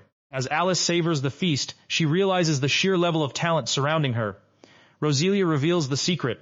Every single expert here was handpicked by the Guildmaster. Alice finds the claim a bit misleading, but before she can process it, she's called over. The truth comes out. Roselia was once discarded as useless until Act saw her potential and saved her life. It's a pattern, the other members nod in solemn agreement, praising Act's vision. Alice is stunned, wondering if every single person in this guild is head over heels for him. Alice's brain short-circuits. Wait, they like him? For a second, the rumors of the corrupt Guildmaster flash through her mind, making her panic. But Roselia is there to shut that down immediately, informing her that she's made a massive mistake. Like was an understatement. Roselia practically tackles the air, declaring her absolute, overwhelming love for the Guildmaster. The rest of the group cheers her on, making it clear that their devotion goes way beyond simple respect. The swarm begins as the guild members crowd around Alice, competing to explain how wonderful Act is. Alice tries to process it, noting that he seems completely spaced out amidst the chaos. But the group doesn't care. They're too busy shaking him with excitement, dragging Alice into their cult of adoration.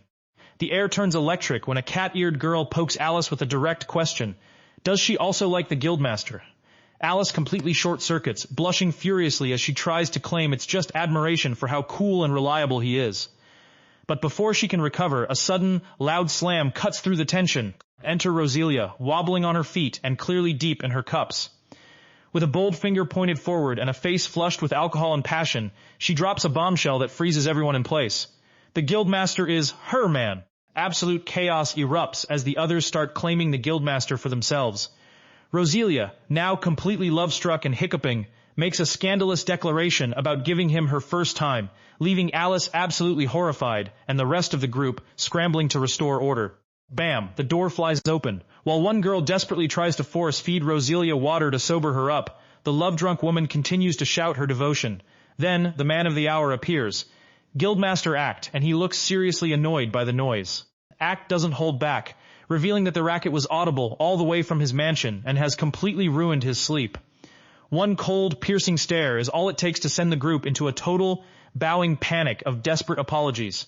With a final slam of the door, Act orders the rowdy bunch to hurry home. As the group disperses, chatting about tomorrow's work, a dazed Roselia leans on Alice, convinced that this harsh scolding was actually just another example of the Guildmaster's kindness. Roselia explains her logic.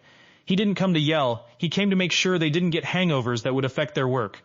She points out that he wasn't even wearing pajamas, proving he stepped out specifically for them. To her, his anger is simply a sign of how much he truly cares. Alice begins to see the truth. While other guildmasters treat their members as disposable tools or pawns, Mr. Act is different. He treats them as actual people, and that realization brings a soft, genuine smile to her face. As they walk away, the two girls agree on one thing. He really is a nice person. For Alice, this isn't just a passing thought. It's a deep, undeniable impression that feels absolutely right. Rosalia's beaming smile is all the proof Alice needs to know the truth. Looking back at the mansion, she realizes that when it comes to the tyrant Guildmaster, she really shouldn't have trusted the rumors. A high-stakes game of chess in Act's office, but Alistella is completely spiraling. She's stuck in a loop of if I move this, then that, while Act just wants her to make a move already. Just as she protests, a knock at the door breaks the tension. Enter Frederica, the ever-composed maid, delivering the evening paper. Act doesn't waste a second to roast Alistella's skills, calling his opponent too weak, which sends the former castle prodigy into a total panic. Frederica just watches the chaos, calmly telling her to get on with the game. While scanning the news, Act's mind shifts to the bigger picture. He's hunting for a support member for the hero's party. Without warning, he slams a piece down, ending the game in an instant. A stunned Alistella barely has time to process the loss before Act declares they're leaving immediately. Checkmate. Frederica confirms the victory with a dry congratulations as Act gives the order to head out. Leaving the guild in Frederica's capable hands, Act and Alistella set off in a carriage, the atmosphere shifting as they leave the office behind. Alistella is clueless about their destination until Act points her toward a headline about a massive dungeon explosion. He reveals that the next member of the hero's party is waiting in a nearby town. Alistella tries to connect the dots, but Act is already 10 steps ahead, challenging her to actually read the article. Alistella confidently theorizes that a powerful magician caused the blast, only to be shut down with a brutal 0 points. Act dismantles her logic, explaining that a human wouldn't survive such a blast, unless they had a protector. His real theory? A fire dragon in breeding season. A few days later, they arrive at the town of Laverno and head straight for the Adventurer Guild. There, they meet Guildmaster Gary, who's still reeling from the news of a dungeon losing an entire floor. To Gary, the party that survived was a miracle. Gary describes a newbie named Eli, earnest, hard-working, but unfortunately bullied by her own party for being useless. Act's interest is piqued the moment he hears the name. After confirming that Eli's former party is likely at the local tavern, Act thanks Gary and makes a beeline for the target. As they walk, Alistella can't wrap her head around how a useless newbie could be the caliber of magician Act is looking for. Act shuts down the doubt instantly, reminding her that assumptions are a waste of time. Their destination is in sight, the tavern. Inside the tavern, Act approaches a man who looks like he's had a long day. With a calm but commanding presence, Act cuts straight to the chase. One question, and the man's confusion is immediate. Is this really about Eli? A sudden slam echoes through the room as Gans, the leader of Eli's party, lets out a roar of disgust. He's not just angry, he's bragging about banishing someone he calls useless trash. While Alistella is left stunned by the cruelty, Act remains eerily calm in the face of the outburst. Gans doesn't stop there, ranting about how this pack mule was nothing but a burden in the dungeons. But Act cuts through the noise, handing over a pouch of coins as payment for the information. With a cold remark that a fool like Gans wouldn't understand, Act turns his back and leads Alistella away. As they walk, Alistella can't shake the injustice, fuming over how a savior could be kicked out so heartlessly. Act tries to brush it off as a waste of effort, but the girl is far from convinced. Just as the tension peaks, Act notices the sky darkening and tells her they need to head back to the inn before the rain hits. Right on cue, the clouds burst, drenching the city in a sudden heavy downpour. People scramble for cover as the streets turn into a blur of splashes and dashes. Alistella is caught completely off guard by the sudden weather shift, but Act is already pushing her to hurry. Amidst the gray rain and rushing crowds, Act suddenly freezes. His gaze locks onto a lone figure standing silently in the storm, drenched and abandoned. Alistella notices the sudden stop and calls out to him, but Act's focus is entirely on the stranger. Without a word of explanation, Act bolts, leaving a bewildered Alistella in his wake. He dashes through the rain and practically crashes into the girl, his voice steady as he delivers a shocking reveal. "You must be Eli." Eli looks up, her eyes wide with confusion and a hint of a blush as she stares at the stranger. She has no idea who this man is, but Act's expression is determined. He tells her he's been looking for her and gives a simple direct command. "Come with me." Before Eli can even process the request or ask what he wants, Act's cloak sweeps over her, shielding her from the freezing rain. He assures her he isn't there to hurt her, and in that moment of unexpected kindness, Eli finds herself nodding along. Okay. Back at the inn, Alistella is practically exploding with frustration that Act kept her in the dark. But the moment she sees Eli, her anger shifts into a whirlwind of care, aggressively scrubbing the drenched girl dry with a towel. She scolds Eli for being so misunderstood, while Act just watches the chaos unfold. Act doesn't let up on the care, firmly instructing Eli to take a bath in the women's quarters so she doesn't catch a cold. When a flustered Eli suggests he's going too far for her sake, Act shuts it down with a blunt correction. This isn't for her sake at all. With Alistella's encouragement, a shy Eli finally agrees. Act is aggressively pushing a girl into room 103, insisting there's no need to be shy. While she protests from inside, he simply shuts the door and retreats to his own room, completely unfazed. Just as Act decides it's time for his own bath, a blood-curdling scream rips through the air. Suddenly, a panicked, blushing girl comes charging down the hall and slams right into him. The collision sends Act reeling, and in the chaos, the girl ends up pinned beneath him. As he asks what on earth she's doing, she can barely speak, completely overwhelmed by the situation. Total panic sets in as the girl realizes the gravity of the situation. She's seen a man naked. She's absolutely mortified, convinced that her dignity is gone forever. Act, however, is the one actually in the precarious position, noting that she's the one pinning him down while barely dressed. When he tells her to go get clothes, the realization hits her like a ton of bricks, and she screams in pure terror. A few minutes later, Eli is a shell of a person, sulking in Act's room and mourning her lost chance at marriage. But then the sadness flips into rage, and she demands that Act take full responsibility for the disaster. Amidst the tension, they finally get to introductions. Eli has heard that the leader of Heaven's Gem is a saintly man who helps the weak, but Act is quick to shut that rumor down with a blunt wrong. Just as Eli dismisses him, Act drops a bombshell. He's here to scout her. Stunned, she can't understand why. She's convinced she's completely useless. Act doesn't buy her self-deprecation, claiming that only those who are blind to her true potential call her useless. He compares her strength to a member of the hero's own party, leaving Eli reeling in disbelief. Eli tries to brush off her past achievements as mere luck, but Act isn't having it. He stands tall and tells her to hold her head high, insisting that her coincidence was actually a glimpse of the power she truly possesses. A life-changing offer arrives in the form of a hand extended by Act. He sees a talent in Eli that no one else does, a magical potential that surpasses everyone, and he demands that Eli trust him and join his guild. Looking into those straightforward eyes, Eli can tell he isn't lying. Just as Eli was ready to give up on being an adventurer, this man is betting everything on her. The spark of hope returns. With a blush and newfound determination, Eli accepts the offer, pledging her loyalty to the Guildmaster. The welcome is warm at first, but the atmosphere flips instantly when Act reveals his personal training plan. With a sinister grin and glowing eyes, the Guildmaster's excitement looks more like a threat, leaving Eli wondering if promising to do her best, even if it kills me, was a huge mistake. Welcome to hell. Eli is pushed to the absolute limit, gasping for air and trembling with exhaustion. Just as the body begins to fail, the cold footsteps of Act approach. One wrong word and whack! Act's training is a whirlwind of terror, sending Eli dashing for her life.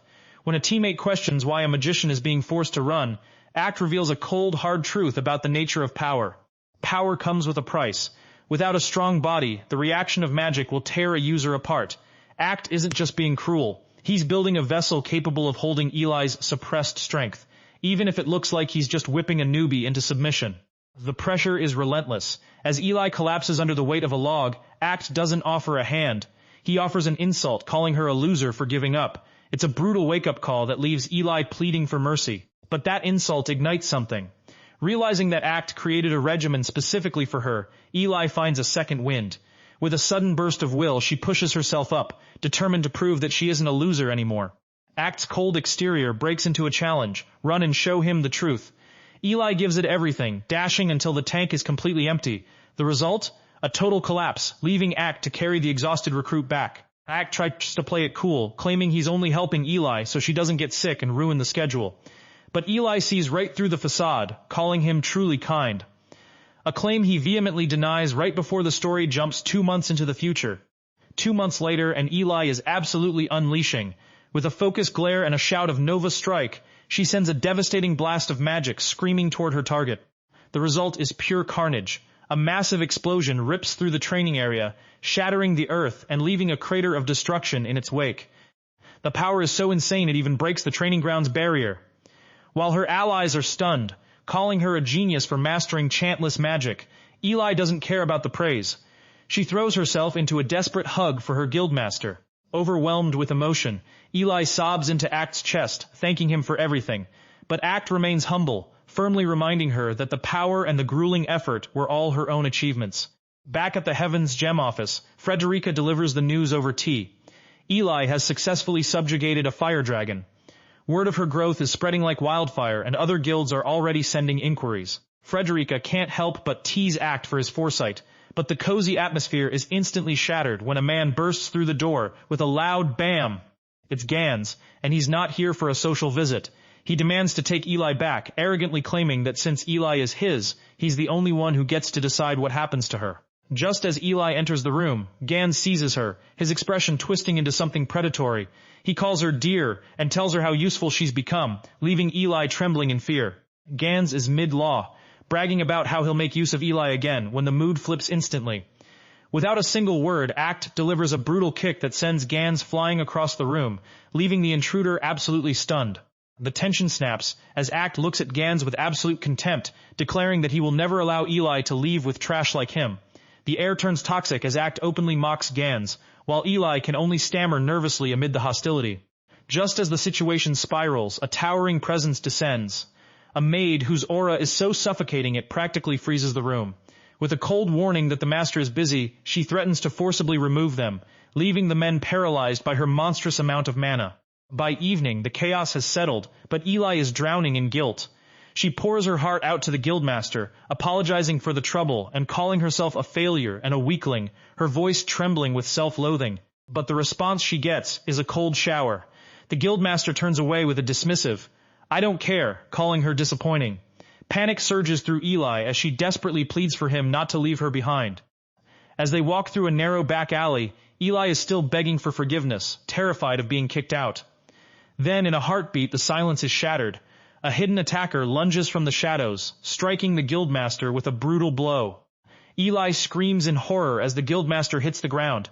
Out of the gloom steps Gans, wearing a smug grin as he tells Eli that he has come to pick her up for real this time and settle his score with the man who looked down on him.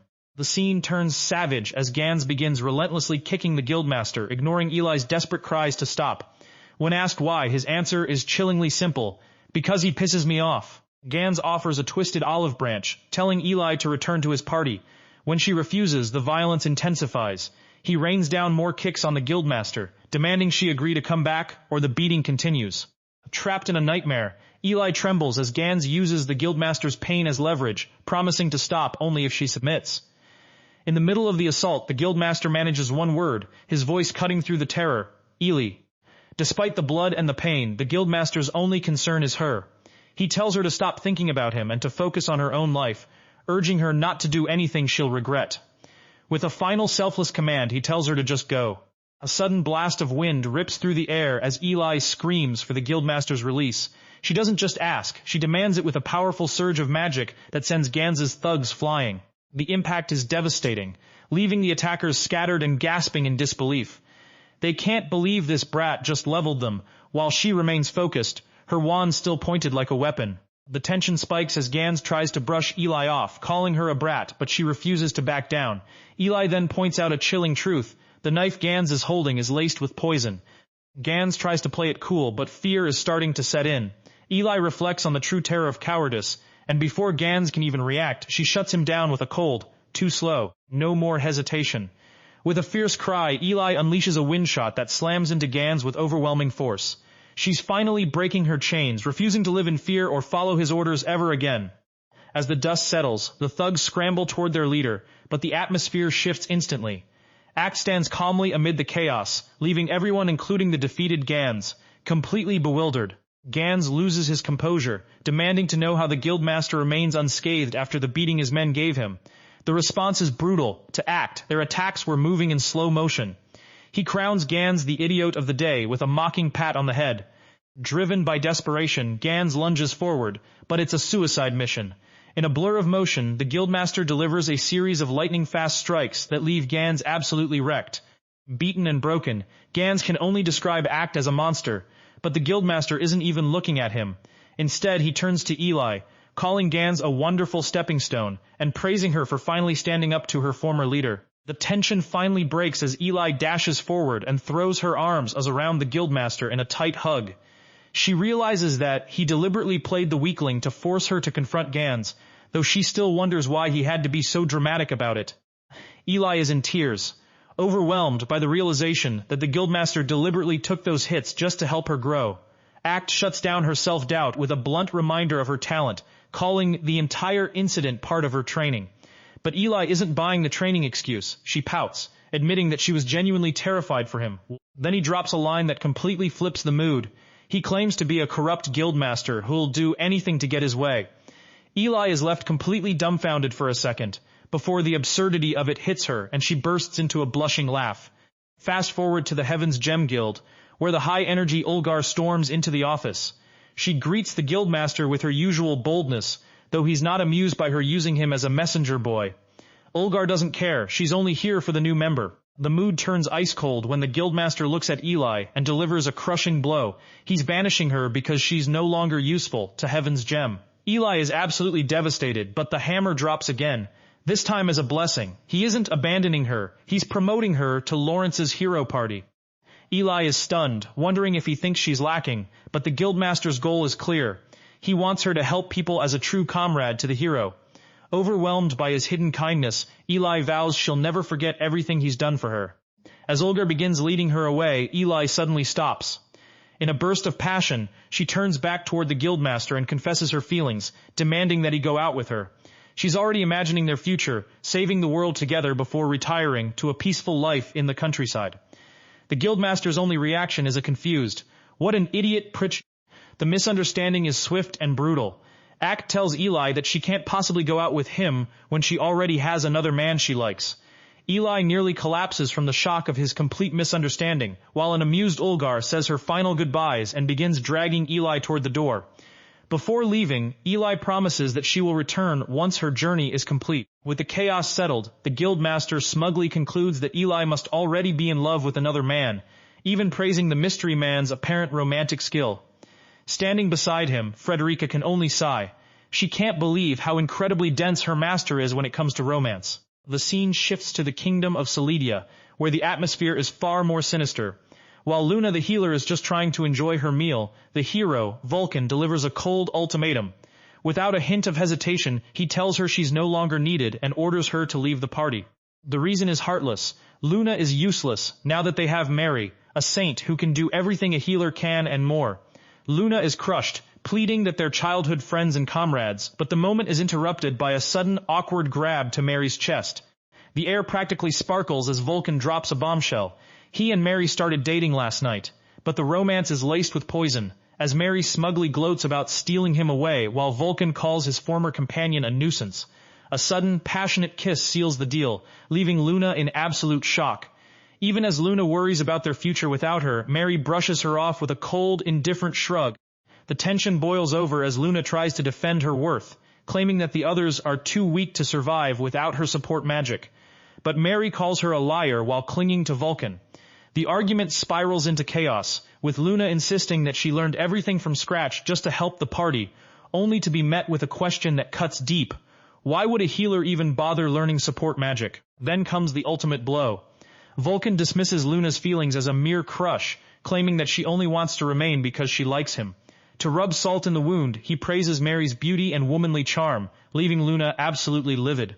She fires back by calling him a skinny shorty, but the reality of the betrayal soon leaves her speechless. Enough is enough. With a final, bitter farewell, she storms out, the door slamming shut behind her with a deafening crash. As she dashes away, the heartbreak turns into pure rage. She can't believe he'd prioritize a woman he just met over a childhood friend who stood by him through everything.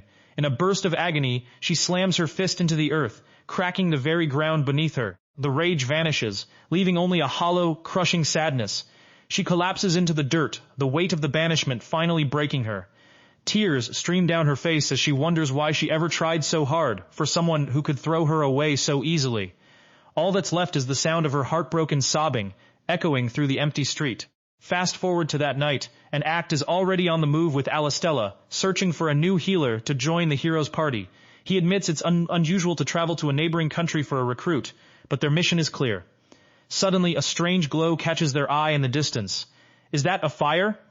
Without a second thought, Act orders them to move. They arrive to find a nightmare, a building engulfed in towering flames and crumbling ruins. The heat is oppressive, the crackle of the fire deafening. Act doesn't hesitate, dashing through the smoke to check on the survivors. While Alistella panics and suggests calling for help, Act's focus is already locked on the danger. Act immediately notices something strange. The air is thick with mana residue, and the survivors are miraculously unhurt despite their burnt clothes. But the relief is short-lived when a desperate man screams that a girl is still trapped inside, having risked her life to save the children. With a sharp look of determination, Act gives Alistella a strict order to bring the knights, then prepares to dive into the inferno. With a cold, steady voice, Act declares his intent. "I'm going in." Inside the burning wreckage, the situation is dire.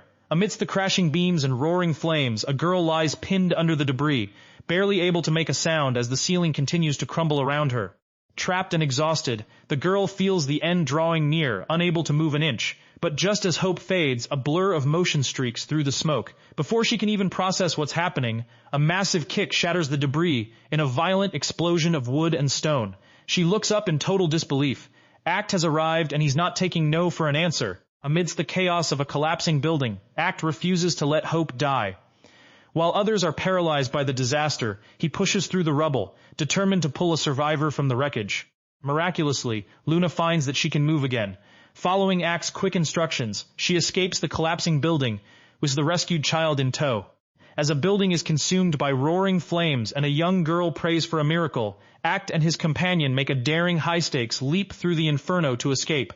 Safe at last, Act reveals the secret behind his precision rescue, his ability to see the future.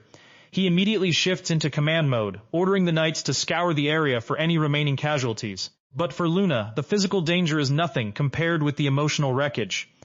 In a moment of raw vulnerability, she confesses that her childhood friend betrayed her and banished her from the party. Haunted by the cruel words of those who called her talentless, Luna is snapped out of her spiral when Act gently holds her face. He firmly rejects those lies while wiping the grime from her cheeks. Act takes her hand, his gaze lingering on the calluses. Where others saw a lack of talent, he sees the truth.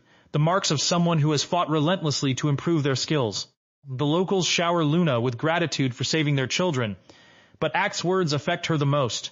He tells her that the courage to risk her life for strangers makes her more beautiful than anyone else in the world. Overwhelmed by a kindness she has never known, Luna is moved to tears. Act then invites her to join Heaven's Gem, promising to polish her talent until she shines brighter than anyone else. The scene shifts abruptly to Vulcan, who is found shaken and exhausted against a rock. Mary rushes to his side in a panic of relief, while Vulcan struggles to remember how he ended up there. A massive behemoth lets out a deafening roar, shaking the very ground. Vulcan recognizes the beast instantly, his eyes narrowing with a sudden realization. Despite the overwhelming presence of the monster, his team pushes forward, ready to engage. One hit. That's all it takes for the behemoth to send Vulcan flying like a rag doll. But instead of offering a hand, his teammates immediately dump the entire fight on his shoulders, demanding he take the thing down while he's still seeing stars. His legs are shaking and his mind is racing, but Vulcan refuses to look weak. With a desperate shout to cover his panic, he forces himself back onto his feet and charges headfirst into the fray. He puts everything into one strike, aiming straight for the monster's front leg. Convinced he can handle this, he screams his resolve as his blade connects with a violent metallic crash. Then comes the sound every warrior fears, the sharp snap of steel. Vulcan stares in horror at his shattered sword, and before he can even process the failure, the behemoth begins charging a devastating vortex breath. A desperate jump barely saves him from the blast, but the cost is high. Battered and broken, Vulcan collapses, pleading with Mary to heal him as she rushes to his side in a panic. Instead of a tender moment, a full-blown shouting match erupts. Vulcan demands more healing, calling Mary useless, while she screams back that he's just a hero who got beaten up way too easily. The bickering is cut short by the behemoth's thunderous approach. With his legs completely gone, Vulcan can only beg Mary to carry him and run for their lives, just as the monster's claws slash through the air. Just as death seems certain, a flash of steel intervenes. Roselia the Bloodletter appears out of nowhere, effortlessly blocking the attack and asking if they're okay with a chillingly calm expression. The rest of the crew finally catches up, including the master himself. While Misery frets over the recklessness of the rescue, Act just gives a casual wave, turning a life-or-death crisis into a casual stroll. The air suddenly thickens with shock as a voice screams in disbelief. "Luna?" Why on earth is she with this group? But there's no time for a reunion, because a lethal attack is already in motion, forcing a desperate warning to dodge. Just as the monster's massive claw threatens to crush them, a mysterious masked figure intervenes. With a cold no problem and a blinding flash of light, they strike with precision, turning the tide of the battle in an instant. Then comes the heavy hitter, unleashing a devastating gale slicer that tears through the battlefield. The onlookers are absolutely baffled, because behemoths are supposed to be immune to magic. Yet this attack is actually working. The secret? A perfectly timed debuff from Luna. While the monster is reeling from the shock, Luna doesn't give it a second to breathe, slamming it down with a crushing bind spell that locks the beast in place. It's a total slaughter. The party descends on the bound monster with overwhelming force, leaving the professionals staring in pure disbelief. Who are these people, and how can a non-hero party be this terrifyingly strong? With one final earth-shaking thud, the behemoth is finished. The team gathers around, sharing a moment of victory and showering Luna with praise for the assist that made the takedown possible. Luna humbly credits her skills to the teachings of Guildmaster Act, but the defeated party isn't feeling grateful. They're outraged that their target was stolen, only to be met with a casual, dismissive apology as the party begins to walk away. In a final act of mercy, Luna is asked to heal the wounded man. She casts a spell that looks sloppy to the untrained eye, but the result is instantaneous and absolute, leaving the man stunned by the sheer efficiency of the cure. Luna reveals the truth. She buffed her heal using support magic from Guildmaster Act. As the party calls in a carriage and leaves the stunned man behind with the monster's carcass, he can only shout for her to wait, completely overwhelmed by her power. One last, lingering glance back from Luna, and that's it. The members of the corrupt guild vanish into the horizon, leaving a broken man to question everything he thought he knew about strength. The Heaven's Gem Guildhouse is absolutely electric, as the members throw a wild victory party. Mugs are raised high and cheers erupt across the room, celebrating the successful subjugation of a behemoth. While the group showers her with praise, Luna remains humble, insisting she didn't take the beast down on her own. A tiny fairy girl lands on her head, patting her affectionately while reminding everyone that Luna's support magic was the real key to their victory. For Luna, this success is all thanks to the man who took her in and helped her master her talent. As the others rave about Guildmaster Act's generosity and unmatched skill, she looks on with deep admiration for the best leader she could imagine. The hype reaches a fever pitch, with Henri leading the cheers for their legendary boss. But just as they wonder when he'll finally join the party, the door creaks open, and the celebratory mood vanishes in a heartbeat. A cold, piercing stare cuts through the room as a hooded man storms in. Without a word of greeting, he violently grabs Luna's arm, his voice devoid of emotion. "There you are, Luna. Come on, we're leaving." The guild doesn't stand for it, and the curly-haired woman immediately steps in to challenge the intruder's authority. The man reveals himself as a hero tasked by the king, arrogantly claiming that since he needs Luna to defeat a demon lord, her consent is irrelevant. Luna struggles against his grip, tears welling as she realizes the man she once knew has become truly awful. The hero's patience snaps, his voice turning harsh as he threatens the guild and demands she stop making a scene. Just as the tension reaches a breaking point, a calm, commanding presence enters the fray. Guildmaster Act arrives, looking completely unfazed as he delivers a devastating blow to the hero's ego. "Are you sure you didn't mean a brat?" The hero's pride shatters, replaced by a blinding rage as he draws his sword. He screams that Act will pay for the insult with his own life, but the Guildmaster doesn't even flinch, simply telling his allies to get out of the way. One lethal swing, one smug face, and a total failure.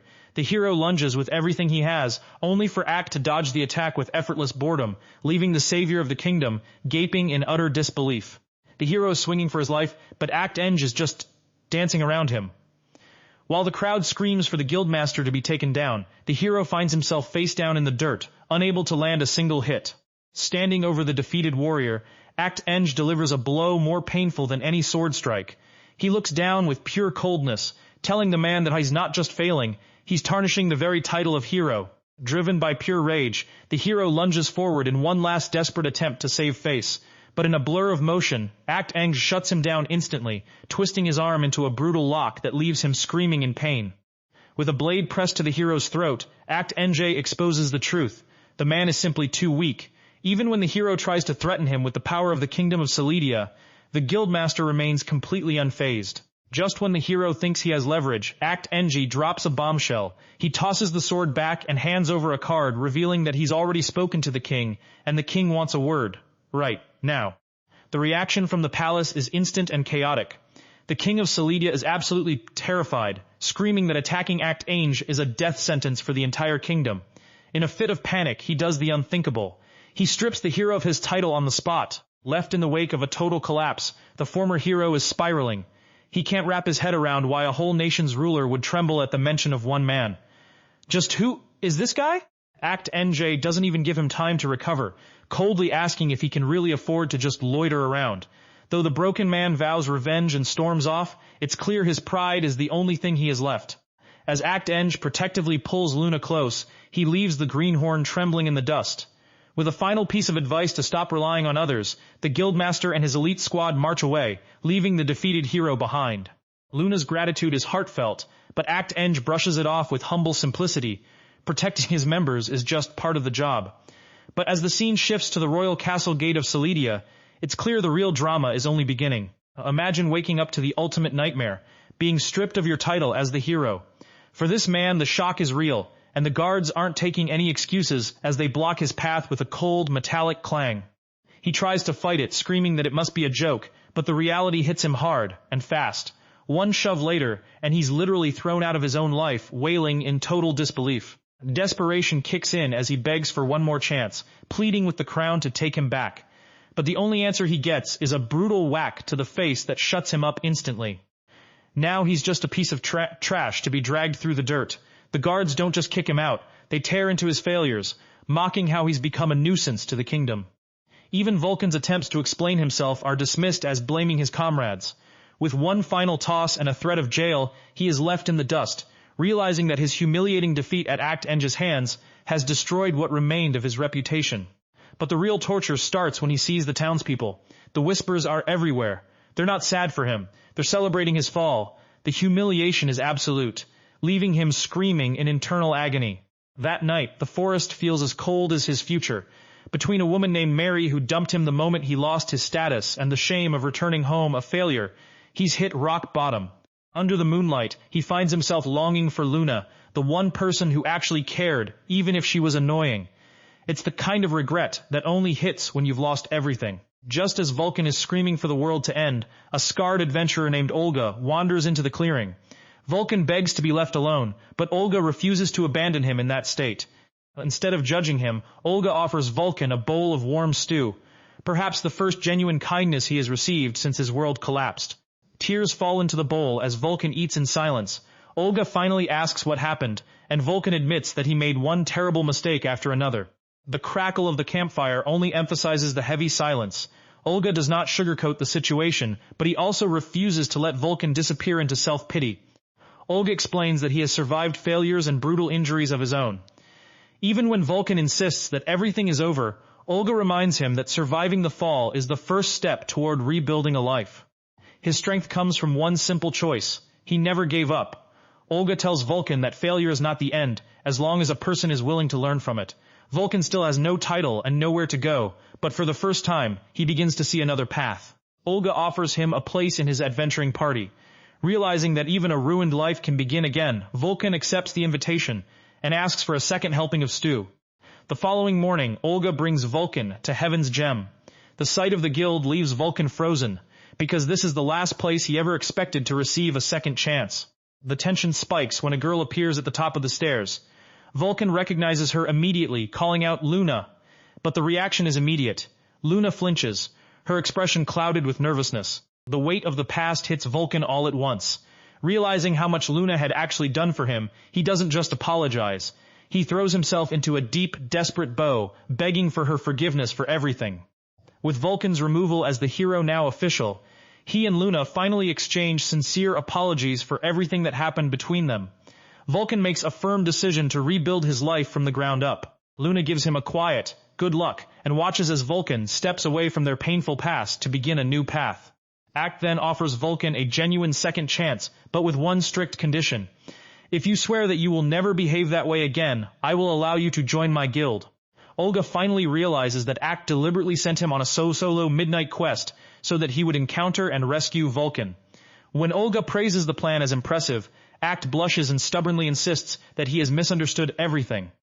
Act continues claiming that the entire arrangement serves only his personal ambition, even though everyone around him can see the kindness behind the decision.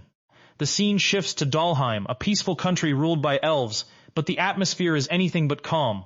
A half-elf named Maid stands confused and defiant as she and her people are suddenly being kicked out of their own home. Enter Crown Prince Dranix, a man whose arrogance is as sharp as his words.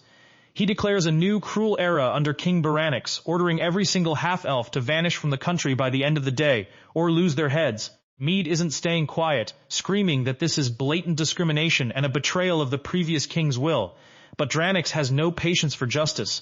He swings his weapon and brings up the one thing that truly terrifies her, her sick mother. Boom! A brutal strike sends Maid crashing into the dirt, her face burning from the impact.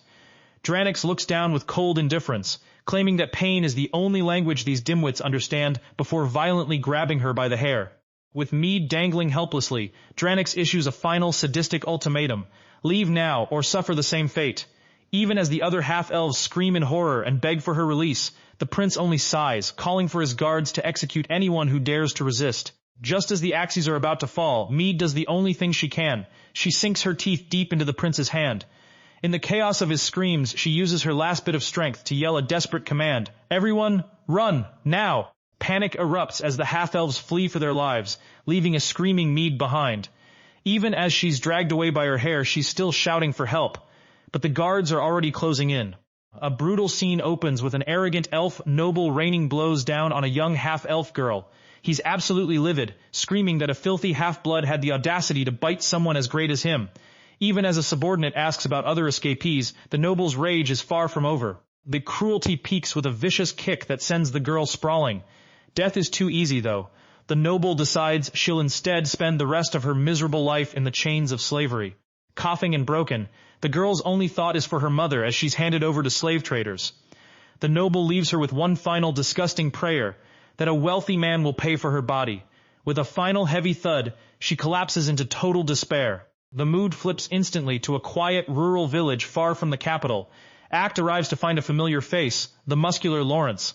But while Lawrence is thrilled, Act looks like he's wondering why on earth Lawrence is even here. As it turns out, Lawrence is the village's golden boy, a hero, who saved them from beasts and worked himself to the bone repairing their homes. The villagers are practically worshipping his infinite stamina, while Act just watches the spectacle with a soul-crushing stare. Act doesn't play into the hype. He simply demands hospitality, treating the legendary hero like a common acquaintance. The villagers are scandalized, whispering that Act is treating the hero like a servant, but Lawrence just happily leads the way to his home. The second the door closes, the hero facade shatters. Lawrence collapses in a heap of pure exhaustion, admitting that Act saw right through his act. Act doesn't judge, he just takes over, ordering the worn-out man to stay put and rest. Lawrence tries to keep up the fight, but the fatigue is too much. He accepts Act's offer, but his body gives out almost instantly, his eyes snapping open for one last second before he's out cold. Lawrence wakes up to the rhythmic clatter of a carriage, realizing Act has dragged his unconscious body all the way back toward the capital. Just as he's apologizing for the trouble, Act produces something that makes Lawrence's eyes widen in anticipation. One bite of Act's cooking, and Lawrence is practically ascending to heaven, claiming it's the best food in the entire world. But as Lawrence feasts, Act gets down to business, asking if the people he sent Lawrence's way are doing well. Lawrence is on a roll, bragging about his elite party members, Ulgar, Eli, and Luna, and dreaming of adding an elven archer to the mix. But just as the conversation turns to the pride of elves, a sharp command cuts through the air. Stop the carriage. Act Enge has spotted something, and he already has the perfect candidates in mind. Without a second thought, Act dashes from the carriage, dragging a bewildered Lawrence along for the ride.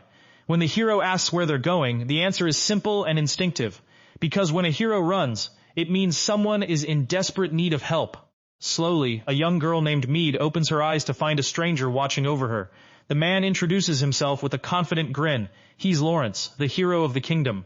Dazed and confused, Maid can only wonder if this is the man who saved her life. Then comes the man behind the operation, Act Enge, the Guildmaster of the prestigious Heaven's Gem. As the trauma resurfaces, Maid recalls the nightmare of being snatched by slave traders and the chaos of a bandit attack. Surrounded by these powerful figures, she's finally safe, but the memories still sting. Act reveals he's already treated her burns with rare mana-infused medicine. Maid is stunned. Such medicine is incredibly expensive, but Act brushes it off with a calm assurance.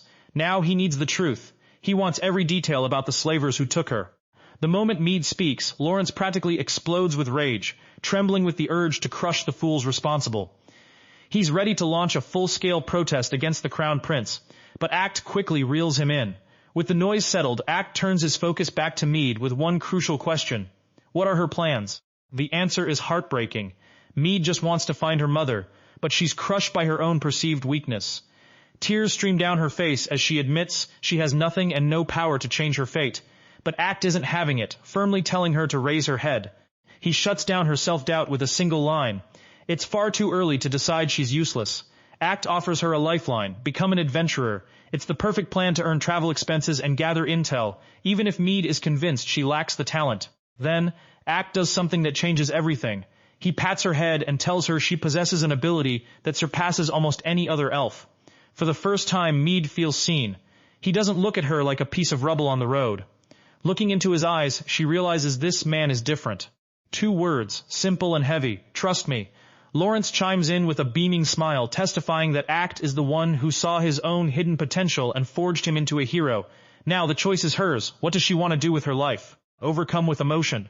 A dark-haired girl admits her disbelief, but begs Act to let her go with him if he sees even a shred of potential in her. Act responds with a calm, reassuring smile, promising to do everything in his power to hone that potential. The scene shifts to the royal castle of Dalheim, where Prince Draenix and King Baranix celebrate a dark victory. They gloat over the removal of filthy half-elves, and casually discuss the assassination of the previous king as the right call, laughing at their own cruelty. To fill the labor gap left by the Banished, Draenix reveals his new invention, an army of tireless magic golems. The king is highly impressed, ordering their deployment across the nation as the two toast to a fine night of absolute control. But someone has been listening. Act floats unseen above the castle, a dangerous grin crossing his face as he views the golems not as a threat, but as fine toys. With a simple flick of his wrist, he begins to manipulate the golems' magic. Hovering above the royal pair, Act decides not to strike immediately. He plants a seed of chaos within the golems and settles in to watch, waiting for the moment something truly interesting happens. 1 week later, the perfect plan turns into a nightmare. The golems have gone berserk, terrorizing the city and pinning Prince Draenix himself to the ground. As the city screams in panic, the people turn on the prince, demanding he fix the disaster he created. Panicking and desperate, Draenix sprints through the palace, shouting that the rampage isn't his fault. He bursts into his father's chambers, certain that the king will back him up and shield him from the blame. Draenix's pleas fall on deaf ears. As he frantically tries to shift the blame onto the half-elves, he notices his father's strange, exasperated expression. Then, with a sickening slide, King Baranix simply slumps over, lifeless. Total horror hits Draenix as he realizes his father is dead. He looks around in a daze, only to see the broken remains of the golems, realizing that his entire power structure has been systematically dismantled. As Draenix spirals into a mental breakdown, denying everything, Act emerges from the shadows. With a cold smile and a memory crystal in hand, he delivers the final blow. This disaster is the direct result of the prince's own actions.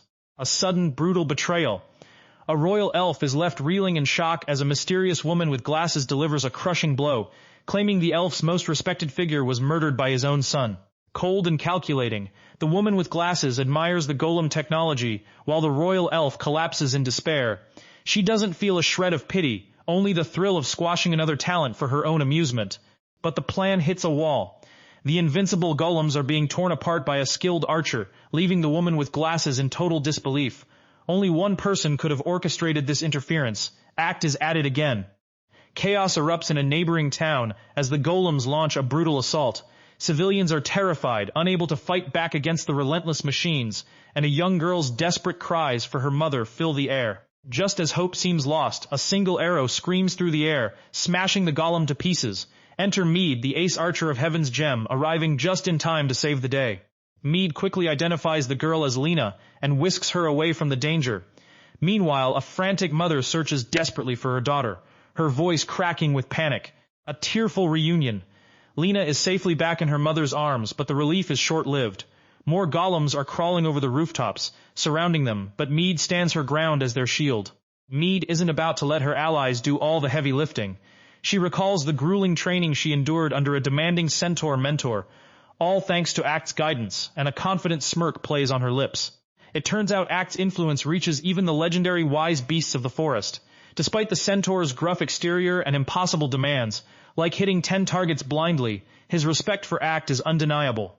Listen to the wind, visualize the sound. The training is pure chaos and intuition, leaving Maid questioning the wisdom of her mentor. But as she pulls back her bowstring, that madness transforms into a deadly precise skill. Pure chaos erupts as Maid becomes a blur of motion, raining arrows down on the armored enemies with surgical precision. The courtyard echoes with the sound of whistling shafts and crashing metal as she tears through the opposition. She doesn't just shoot, she dominates. With a single thunderous command, Aro Rain, she unleashes a storm of steel that blots out the sky, obliterating everything in its path. The dust settles, and the crowd is absolutely floored by the display. Just as Maid is processing the praise, a woman arrives with an apology for being late, only to realize Maid has already handled the entire situation herself. As they catch their breath, the conversation turns to the half-elves' immigration. Maid is humbled by the gratitude of those she saved. Though the mention of her guild, Heaven's Gem, leaves her feeling a bit awkward. Then comes the moment she's been waiting for. A tearful reunion in the nearby slums.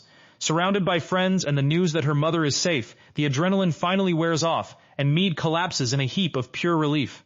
Walking back to her home, the air feels heavy with anticipation.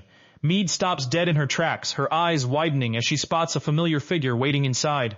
One soft welcome is all it takes. Welcome back, Maid. The tension snaps as Maid throws herself into her mother's arms, the weight of the battle finally lifting in a heartfelt embrace. Fast forward to the guild, and Maid is back with a burst of energy, greeting Act with a huge wave. She brings news of the village's reconstruction and regards from the new king, while the guild's maid reminds everyone that this miracle was all thanks to Act's secret support. But the maid can't help but tease him, jokingly claiming Act only helped so the elves would owe him a massive debt. While Act stays silent in his usual stoic fashion, the maid spins the narrative to make him look like a selfless hero, and Maid is totally buying it. Then, the mood shifts instantly. Act drops the bombshell. Maid is hereby banished from Heaven's Gem. But before she can even panic, he hands her a new contract.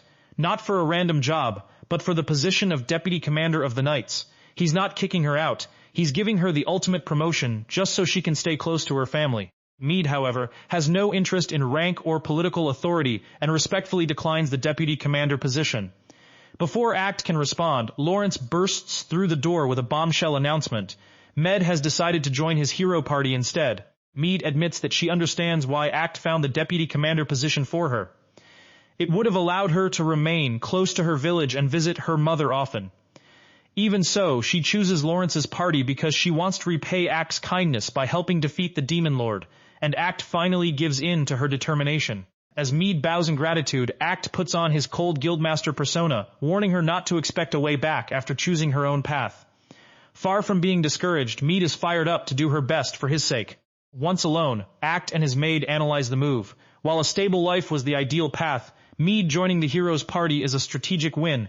It will skyrocket the reputation of Heaven's Gem, especially if they defeat the Demon Lord.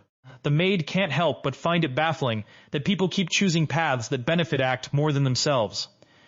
With a playful but pointed tone, she warns her master that he's completely oblivious to how much everyone around him truly cares. But while Act is oblivious, someone else is watching. The mysterious woman with glasses realizes that Act Enge has once again interfered with her plan to crush talented individuals before they can join the hero's party. With a cold smile and a shattered crystal, the antagonist decides that it is time for Act to disappear. She claims that she holds no personal grudge, but for the sake of the Demon Lord, Act Enge must die.